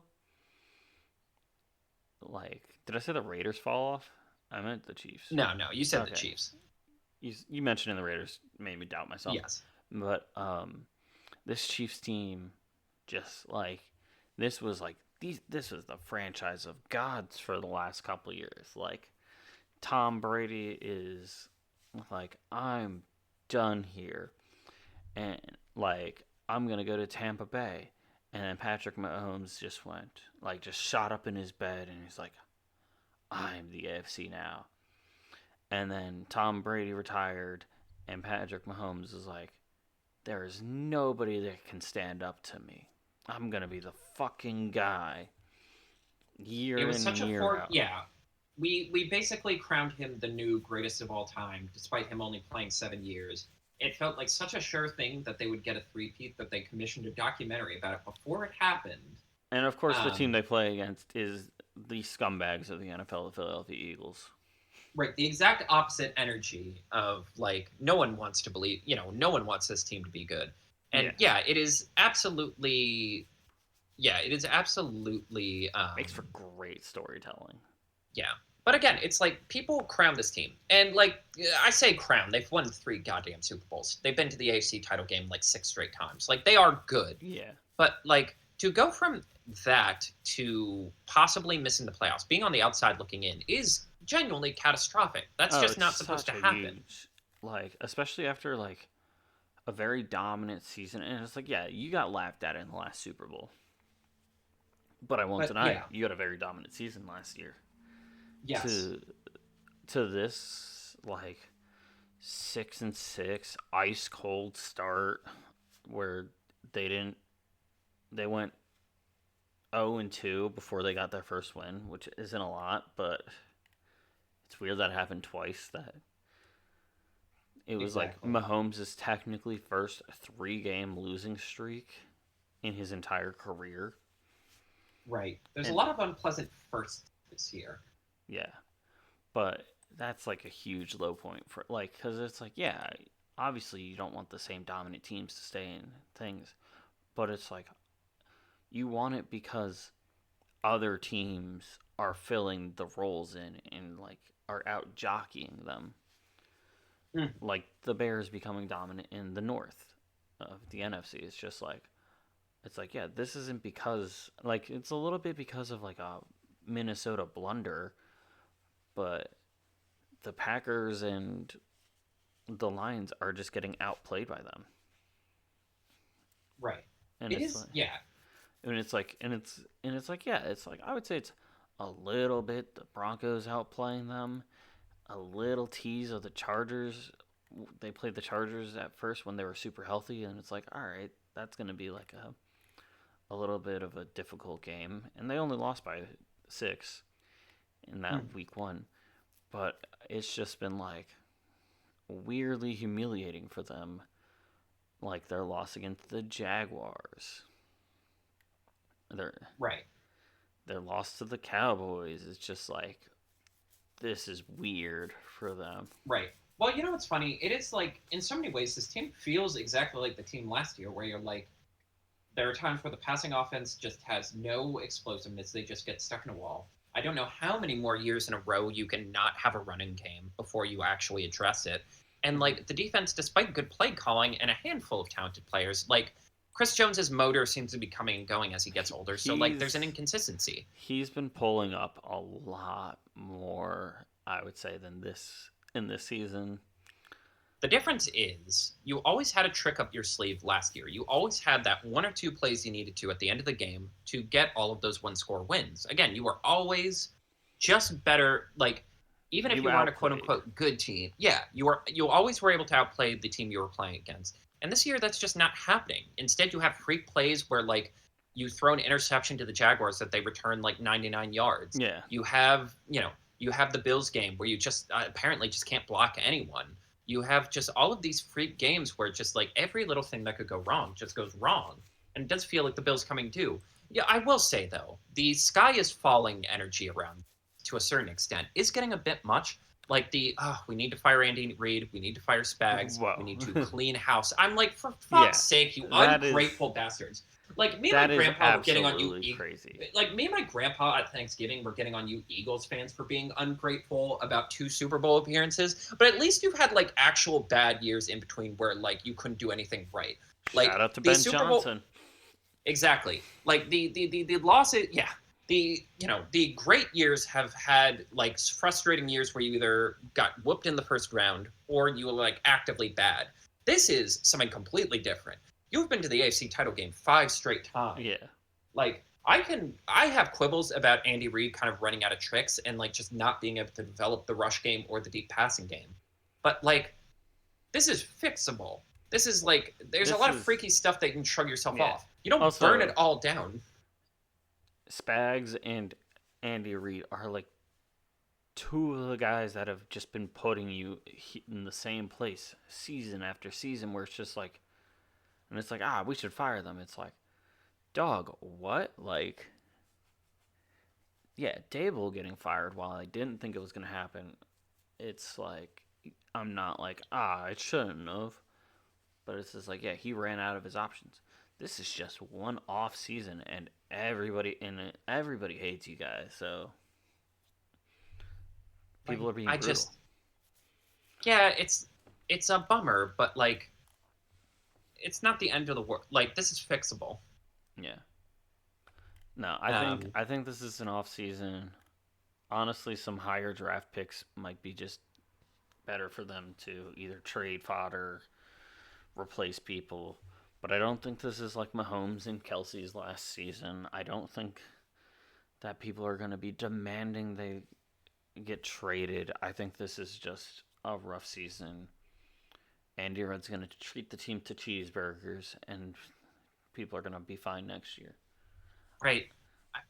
The minute you do a cheeseburger ad, it heightens everything. Mm-hmm. It just makes everything more tense. That's why people are mad at Josh Allen this year. You can't be in commercials when things aren't perfect. Yeah, I think it's a matter of they had such a brutal, just like they're the team to get the three-peat, and then they just got stomped and bullied into the ground in the Super Bowl. That just cut any inch of wind out of their sails, and they had two very strong matchups in the first 2 weeks against the Chargers and Eagles, which they both lost. They were close losses, but they still lost. And I think that's just enough to just really you can't brush off that humiliation from the Super Bowl when they're making a documentary and stuff that easily. And it's like, all right, let's get our mojo back. We're against the Chargers, division rival, and we lost. All right, week 2 Super Bowl rematch. Let's go, and we lost again. I think that just really just screws up with such a dominant team because they're not used to that much losing. Right. Ever. It really is it's the first time they haven't had this kind of unkillable aura in half a decade, and it's causing them to spiral. Yeah, and it's like you still won. You still beat the Lions 30-17. You beat the Raiders 31-0. You beat the Commanders 28-7. Look at the analytics. There's those dominant games. Yeah. You look at the highs, and you can't convince me there isn't at least a 25% chance this team is just in the Super Bowl again. For all the angst, there's I'm giving it a 30% chance the Super Bowl is Eagles-Chiefs again. And we get the final matchup to decide who's the best team of this era. I'm actually very hyped about their next game against the Texans. I actually do think that'll be a big barometer game. I think that is going to be a very big. That's two well into the hunt teams in the conference, but I think that's going to be a huge pair. That could be the shift for either team in the entire conference and playoff picture. Anyway, the last point, my don't sleep on point for it is I actually really I think this is the best overall running back room for interesting the divisions. I think if we gave each one a score of 1 to 7, because that is the only way to rank things. And I think that the AFC West would have all their running back 1 and 2s be the highest rank. It would be the highest averaged one out. Just a thought I had. I mean, again, I'm the guy going to the mat for Ashton Jeanty because he's an all-time watch the tape, not the box office, box score thing. I think if, because you know what he's at and what he's behind on that 2-10 team. But you see how good he is. I think, that's part of the reason why I think that. And it's you have Harvey and Dobbins with the Broncos, which are all right, are we the best people? No, but we're actually really good. Same with sneaky good Vidal from Chargers. Right. You had a Marion Hampton who actually was looking the part of a first-round running back, running like a motherfucker, big splash plays. He gets injured and immediately, and it's so funny because people pull up Vidal's draft profile and he's in the 90 percentile for every agility drill, every physical category, and you're why the hell every now and then you see this and you're why do people not just roll the dice on these guys in the 3rd round? Because it's if you're wrong, you can tell the owner geez, boss, I don't know. You looked at the same numbers I did. All the stats were there. Yeah, he was fast. He was the right size. He looked good in all the drills. I don't know what happened. Where it's if you fuck up on I hate to bully JJ McCartney again, but it's his physical attributes weren't that impressive. So it's like, wait, why did you waste a top 10 pick on this guy if there was guys with like better traits? Like it's like, okay, he doesn't necessarily have the real game stats to back it up, but you're also telling me he doesn't have the physical traits to back it up? Mm-hmm. Then why did we do this? Yeah, and like if you like, let's compare it to the AFC South. Like just ones and twos of running backs. Offensive lines don't matter. Receivers, quarterbacks, anything like that doesn't matter. It's like, yeah, they have Jonathan Taylor in that thing. And Pollard could be argued to be good, but who's Pollard's backup running back? Spears? Is Spears really like going to raise that average for the team? Like a post leg getting exploded Nick Chubb and Marks. It's like, all right, you guys are pretty good, like, but how much you can hold against like the if we scored you out. Same with like Jonathan Taylor's best in the league, without a doubt. But who's his backup? Right. I that is a good point. I do think in terms of question, who is his backup? Right. I do think this is like the best balanced of like the divisions. Even with my harping on the Chiefs is more like they don't develop the run game as opposed to like Correct. the running. Hunt has weirdly looked better than he has the last few years. And again, Pacheco is who he is, reliable. Hunt's been solid this last year. Right. I am just like, at some point, you just have to, like, I know you drafted Clyde Edwards-Helaire in the first round. He fumbled in his first game, and then you just decided you weren't going to ever use running backs ever again. But at some point, you have to, like, commit to using high-end draft assets to try and get another big hit. Again, I would argue one of the few things keeping the Bills from being a complete shit show is they actually finally hit on one of these running backs they draft. Like, they were a team who drafted a running back in the top first 3 rounds every year for, like, 3 straight years, because it's like, just keep drafting them. One of them's going to hit, and you're going to have a super cheap, like, really good running back. And that's why this team isn't, that's why the offense is in much better shape than it should be. Because it's like, oh, you have a top 10 running back now, even though you have no wide receivers. On to the NFC West, if you have no other notes. No, but I'm actively looking up who the backup running back for the, what's it called, is. The what's it called? Oh, the Colts. All right, so here are the options, and I think DJ it's not Giddens Zach Moss anymore. Is technically the backup. It might be. They have 4 listed: DJ Giddens, Amir Abdullah, and Tyler Goodson. Those are some names. Yeah, and it's just like there's all like they're all behind Jonathan Taylor. I have no idea which one is technically second. My high for the NFC West, arguably the most fun division in terms of like it's the opposite of the AFC North, where it's like this is the most competitive division, derogatory. Yeah. Whereas this, it's like the most competitive, complimentary. Because I'm like, well, I know all these teams are good, well, except the Cardinals. But just for my like personal bias, because I'm not a big 49ers guy outside of Kittle. But if the Arizona had if you just swapped Arizona and 49ers records, I would be like, this is the best fucking division. Exactly. And this is such a good division that I didn't even have room for the 49ers, who have been putting on a show of like resiliency where they have 9 wins and they're down to the nubs in every single spot of their roster. But my first high is the DeMarcus Lawrence and the swarming Seahawks. So you can tell like when I wrote that note, because it was against Arizona, where 2 straight times there was a sack fumble return by DeMarcus Lawrence. Their defense, they're one of the handful of defenses where it's like they're not just good, they're actively fun to watch. Yeah. Because it is like kind of the perfect, it is kind of exactly what you want a defense to have. And like for the most part, they're on the higher end, not necessarily top 5 in all of like the statistical categories except sacks. But it really is like, it's not that they bend but don't break. It's like they'll give up yards, but they are masters of like, I'm trying to think of how to word this, but they are like the platonic ideal of what you want a modern NFL defense to be. They are almost exclusively in nickel, which for people who aren't necessarily familiar with positional stuff, it basically means you're going to have more defensive backs than you are linebackers, which basically means you have to have a lot of really good swarming, sort of like locked in defense, like safeties who can effectively play running back for you.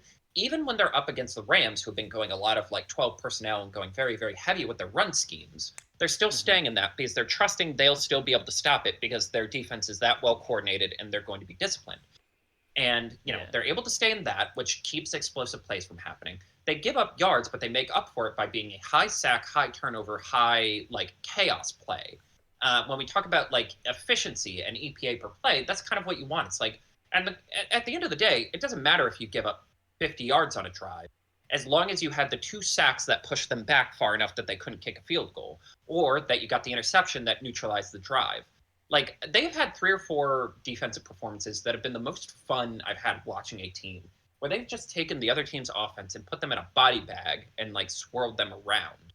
And it really is, like, the team as a whole is kind of like, I kind of love it. Like, if I was ever going to ditch the Bills, this version of the Seahawks I love because it is like a perfect defensive coached team where the defense does everything you want to do.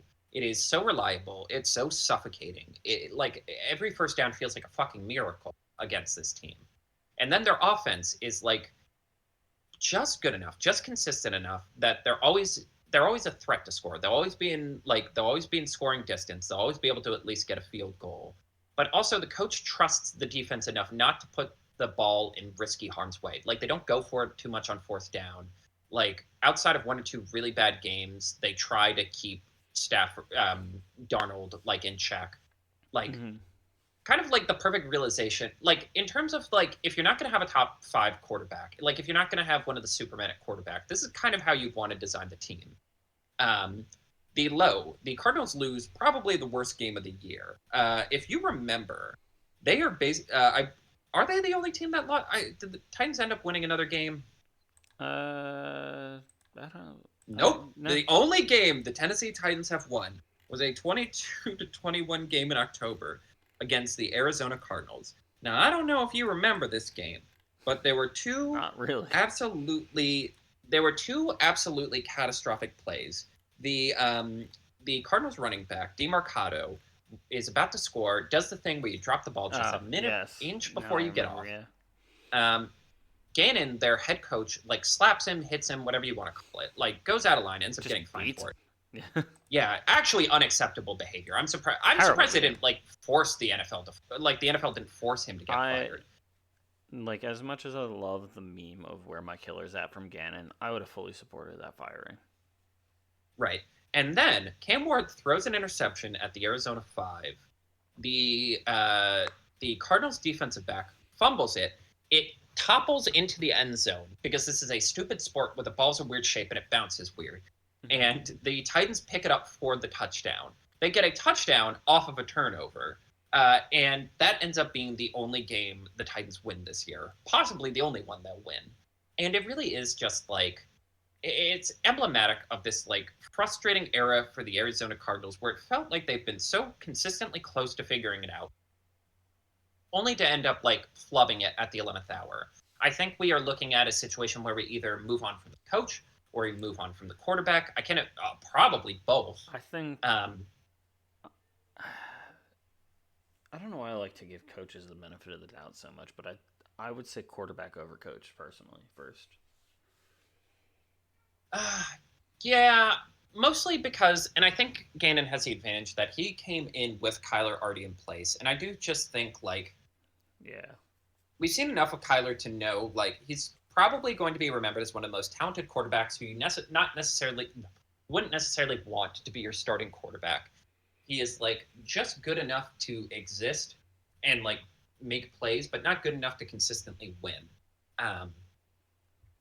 And despite a team with a lot of, like, interesting talent, it is just kind of another wasted year, and I don't know how many more you can do. Again, it's the Raiders' problem of, like, at some point you just waste too much talent over too many years. I've thought of the Cardinals as, like, a retirement team since like Zach Ertz was on it, because that was a couple years ago.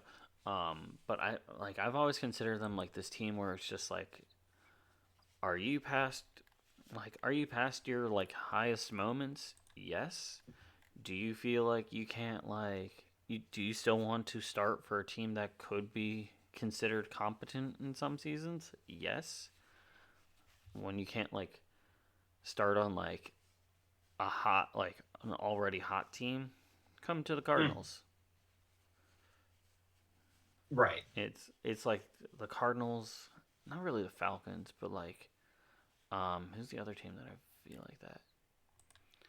Kind of the Commanders, but pre Jalen Daniels Commanders and stuff, where it's just like these felt like retirement teams, and I feel like we're at this like younger grouping of things where people are kind Mm, of going to the plucky. Like I'm good enough that I can kind of be a solid one, if not like two, for mm. this team, just to bring them over the edge of being kind of mediocre, or like to get them to playoff bound, like the Texans, for example, Right. The where they can afford to be picky, but I don't think they mm. really should be. Cardinals are fascinating because despite being one of the oldest franchises in the NFL, you're like, why are you here? Like, when have you been good? Like, once, twice? It's just frustrating. Don't sleep on Stafford's Hall of Fame ceiling season. This is a little funny because they did just lose to the Carolina Panthers bewildering fashion, and Stafford doubled his turnovers for the year. But it is so funny how different Matthew Stafford's legacy is. Whereas if he had just retired after the Lions stuff, it, he wouldn't have quite been Calvin Johnson or Barry Sanders in terms of like the sheer stats and numbers overcame the fact that he was always on a bad franchise. But it would have like he would have been a fringe guy where nerds like me are like, you don't understand. You do not understand how good this guy is. Like the stuff he was doing in Detroit was so high end. He was so like elite, despite not having the wins. Like you got to consider him one of the greats. Whereas now, thanks to his performance on the Rams, I feel like we are just on the fringe of like making it a no doubt about it. And this season kind of feels like it's sealing it. He Yeah, is leading the league in touchdowns at 32. He only has 4 interceptions. He had the longest streak of touchdowns without interceptions. The yeah. Rams are fighting for the number 1 seed. And he's kind of just been like the architect of maybe the best version of Sean McVay's offense in terms of like, maybe not in terms of gaudy numbers, but in terms of like everything working perfectly in harmony with each other. Like, this I, feels like his strongest offense. It's not as gaudy as the one with Todd Gurley. It's maybe not as like sexy and exciting as the original Stafford offense. But in terms of like taking what they have okay. and making something sing, Here's a I would question. say this might be McVay's best work. Here's a question for you about this Mm. Stafford season. How far does he have to go postseason to guarantee him like a Hall of Fame slot? How far do you think he has to go? Because I think he's on that cusp. I Mm. and obviously the further you go, the more likely you'll get it. But I think he has to make it to I maybe divisional round. Like he can't have I an was going to out say a little immediately. higher. Like divisional conference to guarantee it. Yeah, I think he's got a. I don't think he I needs think a Super he's. Bowl. I think he's had a good enough season that he doesn't need a I Super Bowl agree. win. Maybe an I think appearance, he but he falls. doesn't Yeah, need the win to be yeah, like the game changer of how he is. yeah. I mean, the another Super Bowl would be big in terms of like elevating him past Rodgers. Like the tier of quarterbacks who have won 2 Super Bowls feel like they're in like a special camp that's like Mm-hmm. elevated, and that'll keep him from getting there. That'll still be me being the nerd of like, no, no, no, you don't understand. You do not know what this guy was doing. I don't know why I'm Boston in this scenario, but you trust me, It's a choice. trust me. But I think getting to a conference title will put him in like the Kurt Warner camp of like, uber elite guy on leading two different offenses to seeing success, I think getting to a conference final would be enough. I think if he gets the MVP and ties it in with getting like multiple playoff wins, at least, well, I guess if they get the first seed, it would be one playoff win. Yeah. But I think it's it's like, I feel like it's less about prestige and more about just of like what he wins and just how. Mm. And yes. Yeah. Yes. I'm just really happy that Stafford's having this year. And honestly, I'm also having a lot of fun with Devontae Adams this season in terms of like They're he is an like oddly fun combo, I'm not gonna lie. You know what it is? It's because Sean McVay has always liked, and it's a part of why it never really worked out with Goff, is he's a guy who like is very he really likes guys who are like sort of like coaches on the field. Guys who have like such a deep knowledge of the game, who are so like in their bag that they just can look at a defense and kind of just know what tricks they can play, like what tricks they can dig out of their bag to get out of that situation. Stafford is that to a T. That was Cooper Kupp for the longest time, and now Puka's kind of taking over that role. He's getting there. And Devontae is that. He's a guy who I think is going to age really well. I think they can probably get like 1 or 2 seasons. Because while like he's a guy who's had a good physical skill set and he's a great route runner, but his physical skill set hasn't been his number one trait. His number one trait has always been that he is like a scholar of route running. He is a guy who like studies his opponents meticulously and knows like the breaking points in any like defensive coverage scheme. And when you get him into those goal line situations where he just has to make one move, beat the guy, get a fade, he's just kind of unstoppable right now. Yeah, no, I can agree. He's yeah, kind of and yeah, that's kind of why I love this. It's like a team of LeBron Jameses in terms of like even when their physical traits start to leave them, like they're just like they win because they're just smarter than you. Yeah, like I have a lot of very interesting takes about head coaches and stuff like that, but I think McVay is one of those like low key top tier coaches that you kind of don't really think about that much. At least it's weird, East Coast wise. Right. But it's he feels like underrated in terms of like he's not like public facing. Yeah, which maybe was a problem Stafford had. Yeah, he's not like this like crazy dynasty man like Andy Reid, like Bill Belichick. He's not this crazy personality like Sirianni or Dan Campbell. Mm-hmm. And he's not just He's not in advertisements like Andy Reid. Yeah, no one hates him. Yeah, like basically every coach who's gotten a job the last like 5 years has been a part of his sort of like oeuvre. Yeah. There was one play I want to bring up, and then we can move on, where Puka is running across the sort of the line of scrimmage. They snap the ball while he's still in between the guard and the center, completely discombobulates the defense, and he just cuts up to the post for an easy gain. And I just love imagining that like Stafford and like Devontae run practices, like the day-to-day practices, and he just sits on the sideline thinking of stupid shit like that, where it's like, well, they'll never see this one coming. Yeah. Because I genuinely have not seen that. And I'm like, how do you pull that out of your ass like 10 years into your career on a random November? That's why, see, I like to think I'm pretty smart about football, and this is why I couldn't be a coach, because I would never think. Yeah, there's got to be a level of conniving for a good coach. Exactly. And again, that's why people want, like, there's a reason why McVay brought in this era where he's chasing Guru, because it's like, yeah, do you know how broken it is when you have a guy who's just thinking that? Yeah. Alrighty. AFC South time. High Point, Indiana Jones. Career resurrection. Career resurrection. If not that, it's just been a very fun plot twist to this season. Bare minimum. Yes. Had a chokehold in first place for a lot of weeks. A little bit of a cold streak. Jaguars have kind of jumped up to tie them, but I'm still leaning more towards Colts overall between Colts and Jaguars. Low point, it looks like Tennessee is going to get back-to-back number one overall picks. Can be seen as a bad thing, can be seen as a good thing because you get your cream of the crop of players. But I'm leaning towards that as a bad thing just because that means you've had back-to-back dog shit seasons.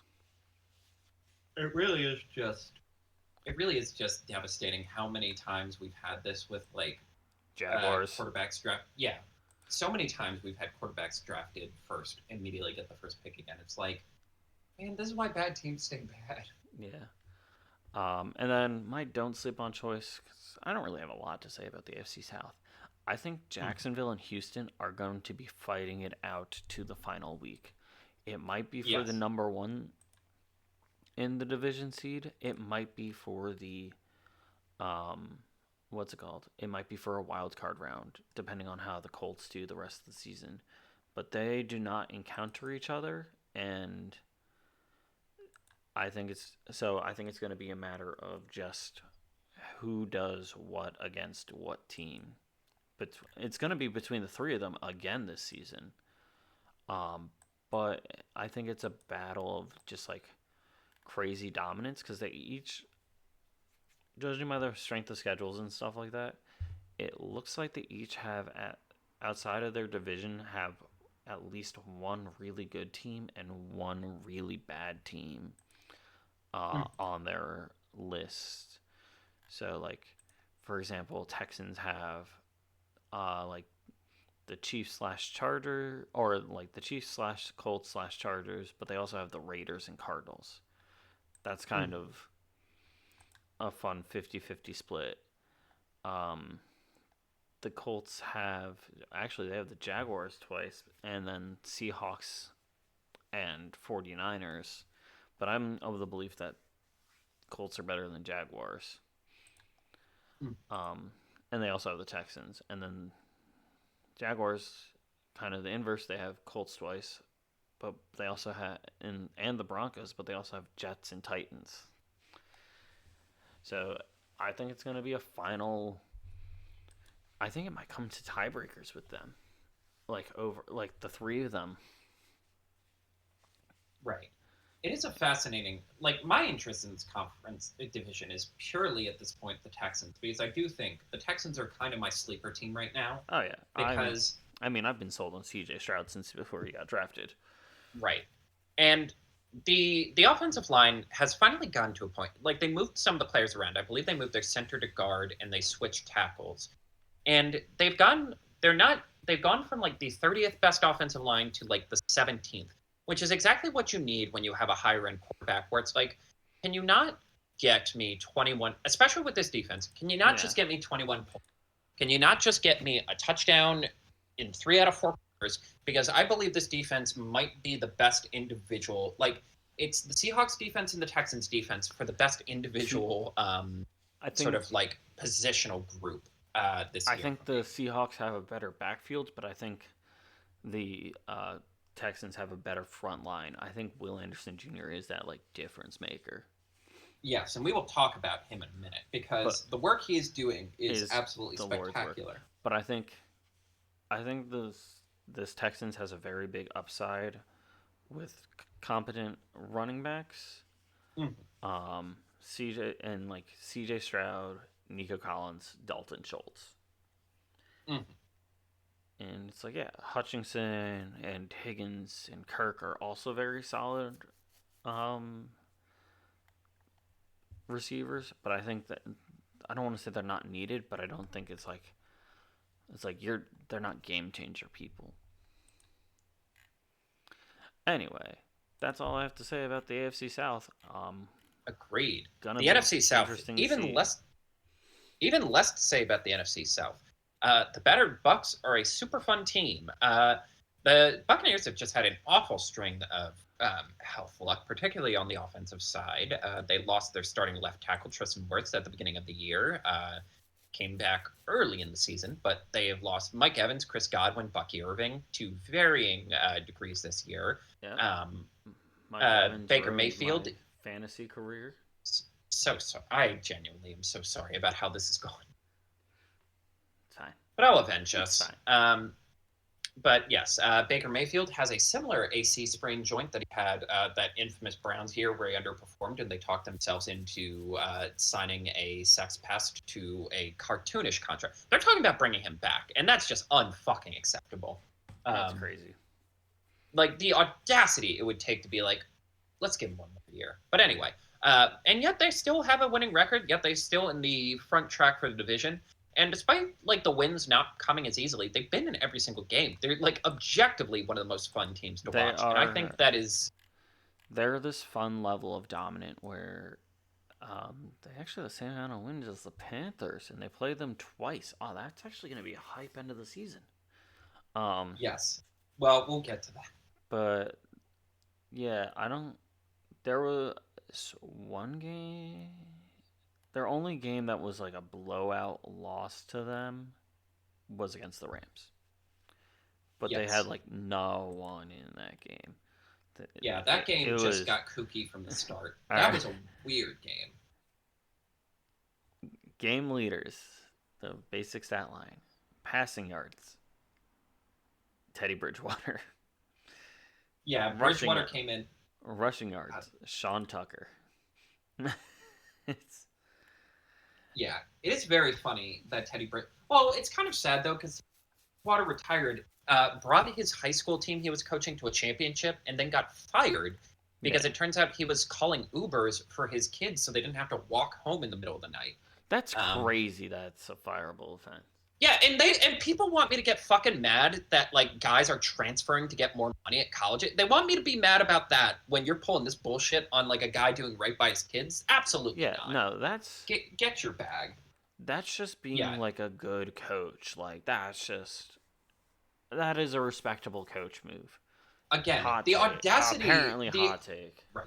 The audacity of all of these old professional athletes and Saquon Barkley, unfortunately, coming together to form a coalition to keep I don't even remember what they called it. Basically, they made a little council of thieves who are supposed to like come up with new laws and regulations for the NCAA. And I'm like, actually, go fuck yourself. I don't care how much money. Like, they can do whatever they want. They treat it like free agency. Because if you're pulling this malarkey, I don't care. Yeah. But yeah, it's so funny the weird who's who of people they've had this year. Playing games for them. Lowlights. Yeah, it's been a stretch. The lowlight, the Falcons falconing again. So, fun fact: since they beat the Bills in a shocking game, again, it looms.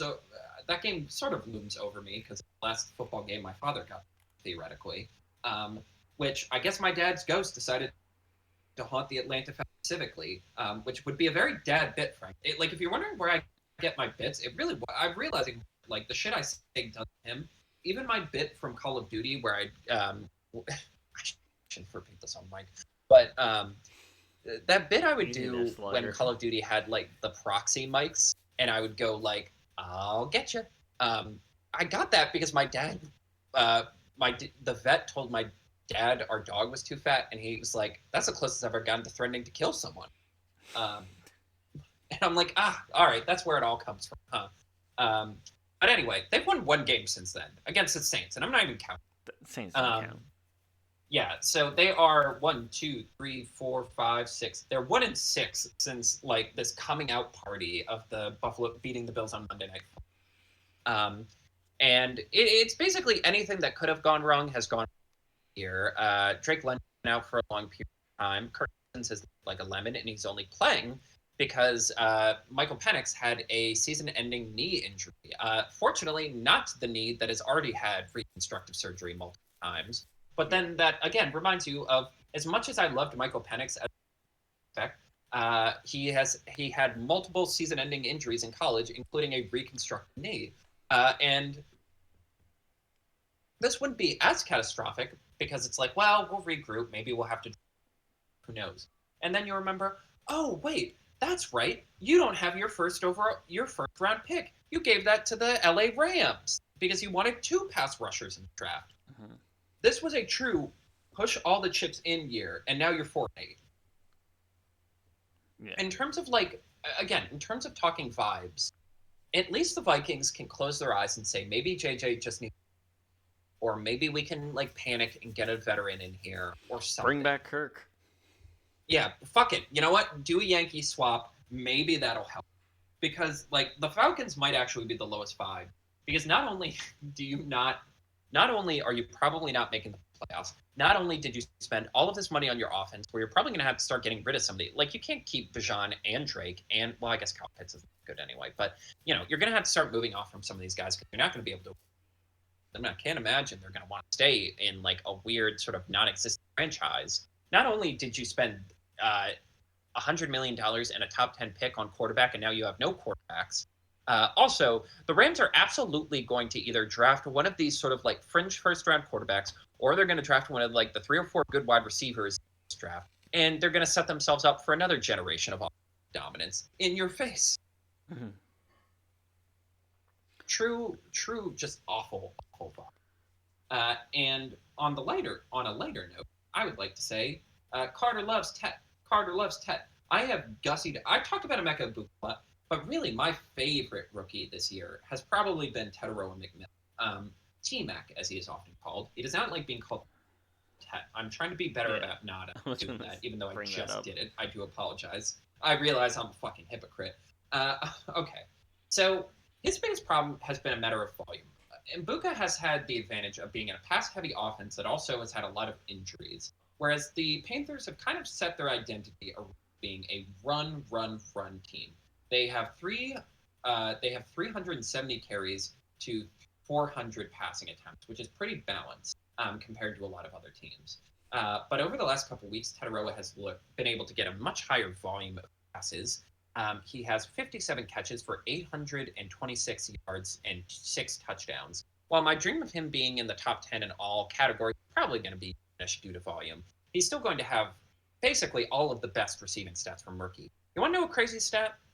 Hey. Guess how many yards the next Panthers wide receiver has? 62. Okay, well now it's less funny. But Teteroa McMillan has 826. Xavier Legette is second with 287. He has almost 600 more yards than the next receiver on the Panthers. It's about 400%. Yeah, quite literally, yes. Absolutely insane. He is everything. Again, he is another guy where I'm just like, I feel like we overthought this. Like, people are, because there was like talk during the draft, like again, because like Egbuka was a sleeper. Like a lot of the guys we talk about were like, a lot of the guys who we talk about being our baby boys are like guys who still have pedigree, but like maybe just weren't like a top 5 pick. Whereas like people are sincerely talking about Tet going into the draft of like, maybe he's more of a second round prospect. And it's like the guy who's 6'5", runs a 4.5, has like one of the best like catch rates in the college football, and like had multiple high profile games. Like, why are we overthinking this? Like, he's everything I love in terms of like wide receiver prospects. Big, freakish athlete, huge range, and just like a stone cold motherfucker when it matters. He only had 1 catch in his last game, and it was a 46-yard bomb on a mesh where he just like slipped past his defender and then just outran him to the end zone. Like 30 yards a yak. It was a thing of beauty. And I am like, who knows what this Panthers team is? They're one of the more sort of schizophrenic teams in the NFL right now. But one thing I know is they got an absolute dog at wide receiver right now. And I'm like, I have seen offenses build more over a couple years. Mm-hmm. Shall we move on to our awards? Yeah. We got to streamline this because we're getting to the point where your computer can barely hang on.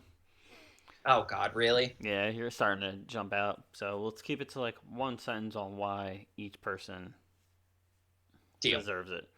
All right. MVP award. Self-explanatory. Yes. Jonathan Taylor. Mm-hmm. Crazy dominant running back, and I try to avoid picking quarterbacks. Yes. MVP for me, Matthew Stafford. As frustrated as I am to pick a quarterback for this, I've accepted that it's a narrative award, and the story of Matthew Stafford is one of the stories of the year. Don't sleep on Star. Basically, the person that if you wanted to get into that real water cooler talk, and it's just like, hey, I'm gonna bring up this person out of my own market at least. I went with Drake May, secretly scary good quarterback on having a team dominant season. Yes. I went with Cam Ward. If you really want to, like, if we're talking seeming smart at the water cooler, he is the eye test versus box score guy. Every game, he has 3 or 4 plays where you're like, all right, at least the Titans know they don't have to go for quarterback again. Give him an even half decent offense, and he will be a star. Yeah. Defensive / offensive player of the year. My defensive player, Quinyon Mitchell. Dude locks down anyone. And offensive, Jackson Smith-Njigba. Who is low-key probably going to break the receiving record. He's breaking records for the Seahawks already this season. They have a month left. And they have a month left. And they don't have a guaranteed spot, so they're not they can't lighten up. Exactly. My defensive player of the year is Will Anderson. I know Great choice. It will probably I know it will probably go to Myles Garrett because he is going to shatter the sack record, barring some calamity. But frankly, I want to see a guy who actually gets his team into the playoffs. The offense for the Texans has been awful this year, and the defense has been carrying this team to a sneaky good record. And he has been the linchpin freak of nature doing that. Dude is offensive dominant. Exactly. Offensive player of the year, George Pickens. I know it's hard to sell on him because he isn't necessarily the best statistical wide receiver this year, but he has been one of the most exciting players to watch. He has a very good story. And if the Cowboys make the playoffs, he will be sort of the face of this turnaround. Now, tight end of the year, because tight end, very underrepresented position. Never gets talked about. We stand tight ends here. I went with Dalton Schultz. Super underrated tight end. Very good still, despite being there. He's not he's not your Kittle. He's not your Kelsey. He's not your Andrews. But you can talk about him with the rest of them. Mm-hmm. Mine goes to Tyler Warren. Even when he hasn't necessarily had the sexiest stats, he has been a incredible eye test guy in terms of he's played tight end, he's played slot receiver, he's played fullback, taken wildcat snaps. He has done everything this offense has needed to him and looked pretty damn dominant while doing it. One of those handful of rookies who immediately comes in and you're like, oh, this is a guy. They got a guy. Rookie of the year. Who we think's got going for them? I changed mine up. I said Genty for unknown reason to me when I looked at it again. But I switched that was a wild pick. I switched it up to Monungai, a very sneaky backup running back for the Bears that has just been secretly incredibly dominant on the field. Yes, a very good pick who has kind of become one of the faces of the team. Mine is Tetairoa McMillan for all the reasons I already said. Yeah, no surprise there. Best play. I went with Jordan Davis, my absolute dog, blocking the field goal and running it back for a touchdown. This dude who could barely sprint his rookie year, who if he ran his second year needed to be on oxygen for a couple plays, just hoofed it to win the game down the field like it was nothing. Great pick. Mine is Jonathan Taylor calling the game against the Falcons when he had an 82-yard touchdown run. It was one of the most aesthetically pleasing plays I've seen this year, just absolutely smooth offense in motion. And also, in terms of if the Colts are the surprise story of the year, Jonathan Taylor's renaissance best embodied by that play. Mm-hmm. All right. And now the lowest low. What is the gut punch moment of the season? And I talked about mine a little bit. It was the Bengals scoring 42 points and losing after scoring 38 points and losing. The fact that you're getting over 35 points in back-to-back weeks, which 35 points is about 5 touchdowns and extra points, and you lose, crazy. Yes. And my lowest low was the Giants losing Scatterboo and Dart in basically the same month. Sort of emblematic of a team who suddenly had great expectations, and then everyone remembered that the book Great Expectations is kind of about him fucking up the whole time. Mm-hmm. And Scadaboo not getting out because of concussion, which is crazy. I mean, his leg injury was gross. That would have been wild. But oh yeah, just not expected. All right, and our boldest prediction, something that we think could happen, and it's just like, it's just bold. It's not like a really don't sleep on. I went with Kansas City has to actually play in Week 18 for the first time in how many seasons? To make the playoffs. Fortunately for them, it is against the Raiders, but I think that is also still like a must-win scenario. Yes. Good pick. Mine is Houston wins the division. I feel like with Daniel Jones's sudden leg break, I feel like the Colts have unfortunately stalled out. And I just think Houston has the hot hand right now. May I propose a slightly bolder prediction, though, for the offseason? Hit me. I think the NFL, there's a very real chance that KC, Baltimore, and maybe Buffalo miss the playoffs. And if even two of them miss the playoffs, the NFL is going to announce that each team can designate one contract to not hit the cap. Meaning, basically, they will fake cap hit thing. Well, because I hate this current meta where you either have a good quarterback or you have a good team, and I think we're realizing the limits of that. I think all three teams have, and also the Bengals have kind of made some mistakes in franchise building, and like the consequences of that are coming to haunt them. And the NFL really needs their 4-star quarterbacks to be good in good games. So I think they're going to make a panic move to bail these teams out. All right. I think they're literally going to basically throw the Chiefs, Bills, Bengals, and Baltimore a line of credit. Yeah, honestly, if the Chiefs weren't involved, I doubt it even more. But the Chiefs are involved. I think it's probably not going to happen, but it is at least plausible. They are going to have some serious conversations about it. Yeah. Can't have their new Tom Brady looking screwed up. And I will make an even bolder prediction than that. The Raiders are going to the playoffs next year. Yeah. Wait, are they already eliminated? Can they still? I'm pretty sure they're already eliminated. They got 2 wins. I think they're already done. Yeah. Because the teams that are that low, the only way they're getting in is if they have, if their division's bad, and their division isn't bad. So that's why the Browns still legally have a chance. They need to win out, and for every other team to die for them to have a chance. They need the mother of all final destinations to happen to the NFL. So, and Roger Goodell, that little sociopath, to be like, we still need to go on. We need a betting scandal so hard that Kansas City, LA, and Denver all get suspended for the rest of the season. Not individual players, like the entire team. Right. Anyway, Oy vey. Halfway through the season, wrap up. Send them home, Carter. Thank you all so much for listening. This was a really fun episode. God in heaven, we probably should have split this one in half.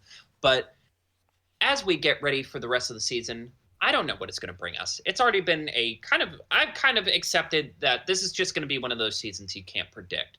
And there is some fun in that, because it means you'll literally never guess what's going to happen next. And as we wait to see what this season brings us, I can't wait to be surprised with you. See you next week.